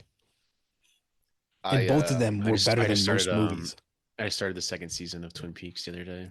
I'm on my rewatch. Twin Peaks second season is a tough to get through because season you 2 can falls tell off them whenever he leaves. Yeah, you can tell when he leaves and when he comes back. Like, it's so obvious. Zach was like, "Hey, you want to watch it? We're doing 2 episodes a week. You want to watch it?" I'm like, "No, I cannot deal with that right now. I gotta watch the movies. I gotta catch up." Is he watching it all? Is he watching it all in order, like, and then like order of release? Yeah, he's doing order of release and then Firewalk and then Return. Yeah. Is he doing the Lost one too, or that they took the deleted scenes and made them all a movie? I don't know. I don't think. I think it's on. If he has the Criterion Blu-ray, I believe it's on there. Okay, I'll tell him. It came out right before the Return. I rewatched all of the David Lynch work that he had done right before he died. And I think it was like a week out after I finished his last movie that he died, and it just crushed me because I was I was on such a David Lynch high. So if I had to do one movie, me and Zach had to do one movie of his on the pod, Cinema Pursuit, next year, what should it be? Mulholland Drive. Yeah, Mulholland Drive. Yeah, okay. I would say. Okay. Good deal. Either Mulholland Drive or Lost Highway. Okay. No, reason why? I'm glad you all had that automatic response. I haven't seen Mulholland Drive in like 10, 15 years. But we were talking about it today because he wants to do a Lynch movie. And I was like, it has to be Mulholland Drive. Like, I need him to watch the rest of his movies and we'll decide, but I think it's going to be Mulholland Drive. Sure. Yeah, the makeup for like when as he gets older, the scene when they're in like the White House at the end when they're really old, but some of the makeup can be a little iffy there. But No, but all this His ma- makeup is The fantastic. I'm makeup just saying here, that like around their eyes, even Matt amazing. Damon's eyes, it was like that's fucking good. I'm just saying that last scene is, it's a bit uncanny Yeah. valley for me Mhm. with the makeup. And it makes sense because you're being like Emily Blunt wouldn't look like that. It's like I mean it's not supposed to be Emily Blunt looking like I love that. Or I That's love it's the not even character necessarily used that. for I think it's just like it's noticeable, and it's like yeah. I don't know what it is I because love the character Also, my it my ref could be the camera also showing it because the camera is just so detailed. The yeah lens, because it looks yeah. frame of reference is always Doc from Back to the Future. Hmm. And it's like you see the makeup and you can see the level of it with him, and then with Yeah. Leah Thompson when she's older. And Oh, that shot below of Strauss with this, like he was like sweating a little bit. yeah, This is like the first close up they have of Jason Clarke, and it's when he's talking to the wife. no, but you can also see that the Pushes in. lawyers were all Yeah. distant, right? And Hmm. now the what do you call it? The composition has changed. The lens has also Hmm. changed. he got closer too. Got really Yeah, close to Or actually, her. exactly. Yeah. it may not be that he actually got closer, but the lens makes it look like he got closer. No, Yeah. no, he got closer. He just sat down. He's like Yeah. trying He to looked like the focus. lens right. It looks like he's so much further away than they are, but when Yeah, it cuts to their shot, he's like right there.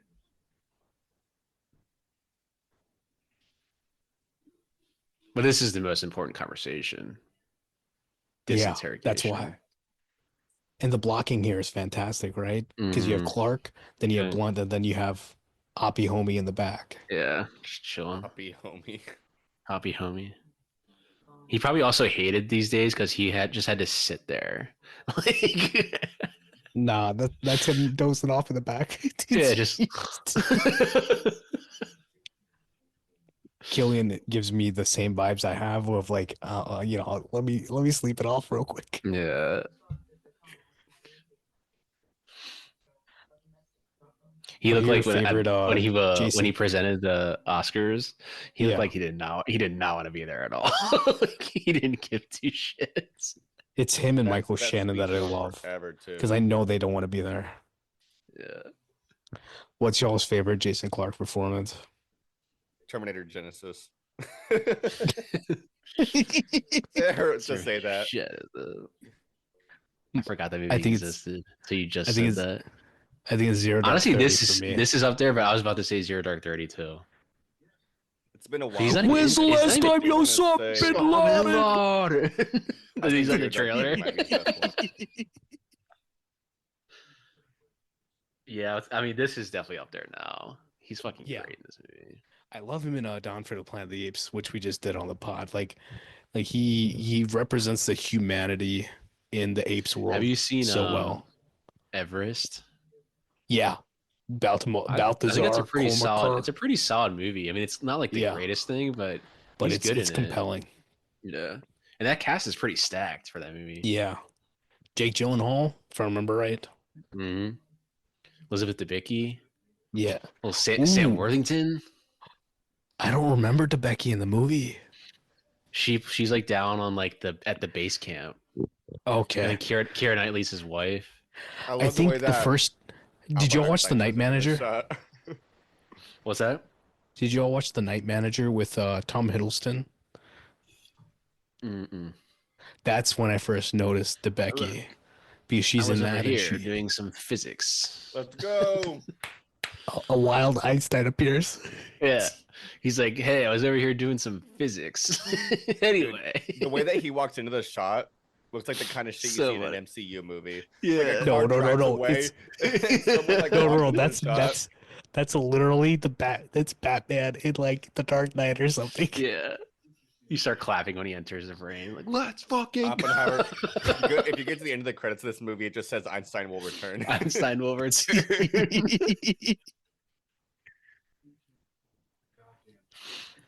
If y'all need a show to watch, Night Manager's like 6, 7 episodes. It's Hugh Laurie that's the villain in that. It's actually pretty good. Are they? Did y'all watch Andor? I haven't, but I have it on the shelf. I did, over there. yeah. You And I definitely did watch I'll Andor. tell you the reason why I haven't watched it, Vikash. It's because every time I get into one of these Disney shows that Star Wars Disney shows, I start it and I think, wow, this is actually pretty good. Maybe it won't disappoint me. And then it gets to the last fucking episode every time. It's some fan service bullshit that pisses me off. But I have heard Andor is actually very good. Andor is really good. Andor is fantastic. And Pat I have to like over space here. out I have to space out when I watch them because I can't watch them all in one sitting. It pisses me off too much. But like genuinely fantastic. Like he essentially stole money from from Disney to make a political show, and it really is fantastic. Like it is miles. Like I would hope to hear George Lucas's thoughts on it, because the way that he twiddles with the Senate and all this stuff, and the prequels, this is actually like a great way that it's taken. And like there's a great conversation about rebellion.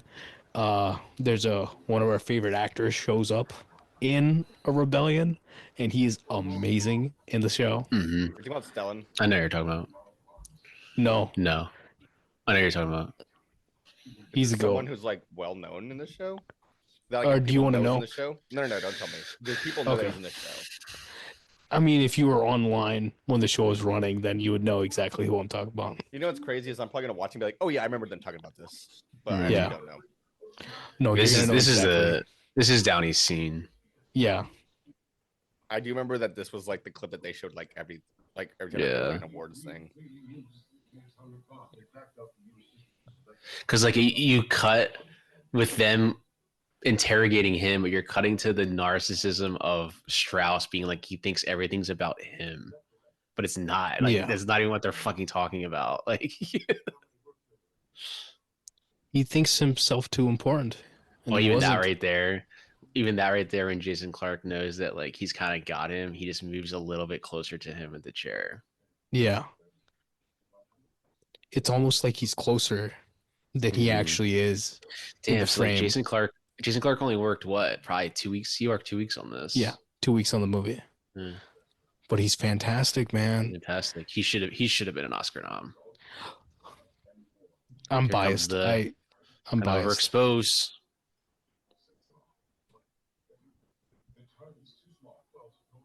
To music too. Fuck.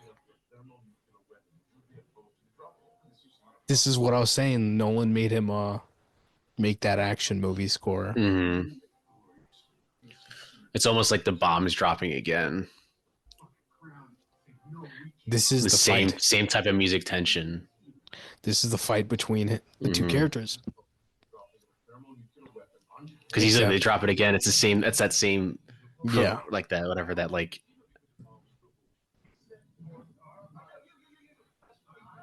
Yeah, and you have that shaking in the background again. Yeah. Yeah. I think the great thing they added was that when he says you, like the stutter even he has, like. I wonder if he like Australian, right? That. Yeah. Mm-hmm. Yeah, he did. He had to have. There's no way that was done on set, and Nolan was like, I need you to stutter. Yeah. One thing about Nolan is that his casting already does the job. Like he's not sitting there giving them crazy notes. Go. Oof. Here then you have this smoke from the cigarette becomes so much bigger.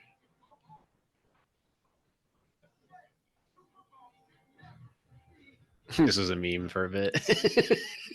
I remember of him yelling at the table. It was like everywhere. Yeah.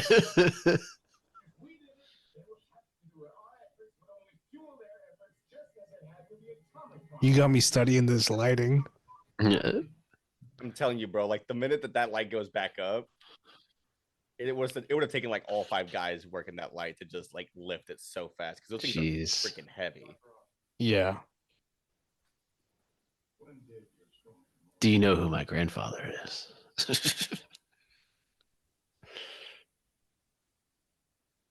Damn. He gives suave energy. Hmm.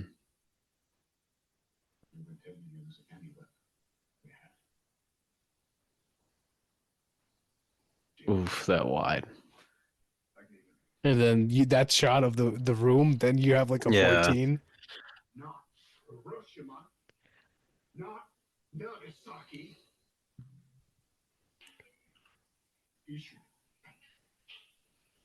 Yeah, like they're not. Ego. He should be thanking me. Yeah. Ego. And look at Alden. Look at Alden. You don't even have. He doesn't have to say a word, but you already know his feelings, right? And like Downey's like almost crying. Yeah. The camera being like shaking as well, I think really adds to the, because most of the movie is like pretty well shot in the sense that like it doesn't shake a lot. But I think the thing about Hoyta's his camera work is that it's always accurate. It's never like pristine work for the most part, but like when it needs to be shaky, when it needs to be emotional, you always feel it. And I think that's Nolan's approach. It always has been his approach of like he's got the the shoulder cams and all this stuff, like shoulder rigs and all those sorts of things, but he also has these other shots that are pretty tame sliders, tripod shots, but he has an accurate mix whenever he's doing it. Some directors don't. Talk about a Fincher. Fincher, you will rarely ever see a shot off of some sort of fluid motion. But when he does he rarely it, uses handheld. Yeah, like in Gone There's Girl, one it's shot in Seven that it's very specific and he does do it, but it's almost like the one shot that everybody knows. It's wait, in Seven it's at the end, right? Or is it it's during the what's the in the chase? box, right? It's the what's in the box. And then in Gone Girl it's when the camera's chasing whatever Dunn to the car. He's chasing whatever Ben Affleck to the car after the vigil. I don't even think there is one in Dragon Tattoo. If there is, I don't remember it, but again, it's like There's one. Like, it's when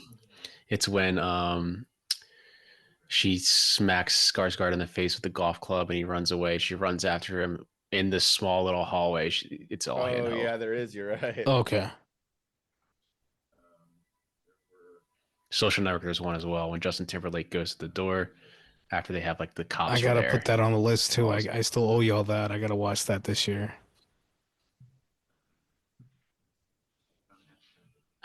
John F. Kennedy. Who the fuck is that? Who the hell is John F. Kennedy? Kennedy will return.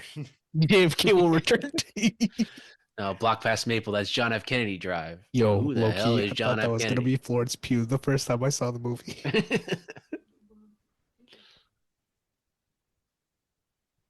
I do love that he thins out real hard at the end of the movie. They shot at Princeton. Yeah. My grandfather went to Princeton. Why didn't you go to Princeton? Went to Harvard I ain't instead. that fucking. Yeah, I went to Harvard. I was between Harvard and Princeton. I went to Yale, actually. I ain't that fucking smart, bro. I think I'm one of the. On my dad's side, I'm like one of the 5 people, maybe 5, maybe 3 people that went to college, and then I think and then all of my 6 cousins, 5 of us went to college, and on my mom's side. Mm-hmm. But we're all the first. I mean, it's not like you had really college in India.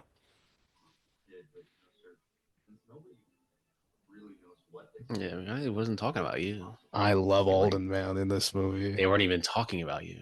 Think about that. Yeah. See, this is people are like, oh, how is he gonna be like Something Han more Solo? This, that, yada. But then he's sitting here with Robert Downey Jr., one of the best actors of our time, and he's going bar for bar with him. Yeah. How is that possible? Because he's a good actor himself. How do we get to the end of the movie this fast? Something more important.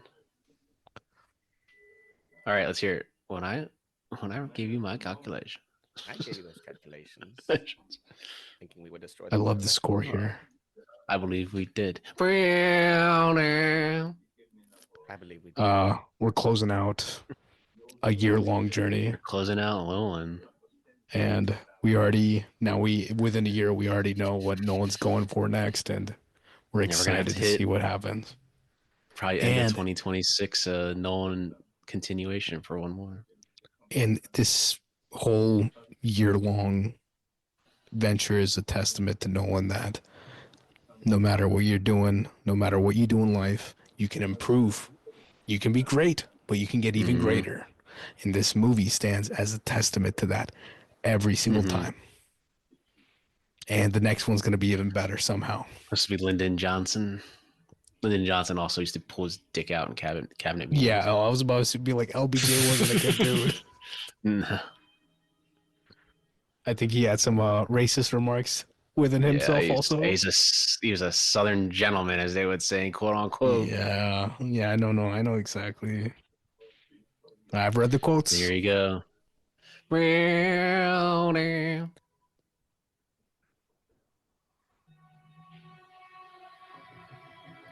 Damn. Yeah, that's right.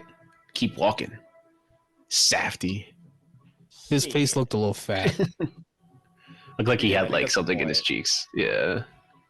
Albert, There's a featurette on the Blu-ray. when I We came talk to about you that. with those calculations, Might start Look at the changing T-stop. it's insane. I believe we have. I like how Strauss is just in the background. Yeah, He's like- slowly Fucking walking. lingerer, man. What if he just like sprinted towards them? What are you guys talking about? Looking. Hey guys, wait up! Oh damn! Nuclear war. We've killed ourselves. We're doing Cameron next, aren't we? Yeah, James Jimmy Cameron coming C. soon. Terminator Wrapping coming out your way. Nolan. Those Avatar we- movies are about to hit so hard on the pod. Yeah. And we close out Nolan. War. What is it good for? Absolutely nothing. Rush Hour coming on the pod. I'm joking.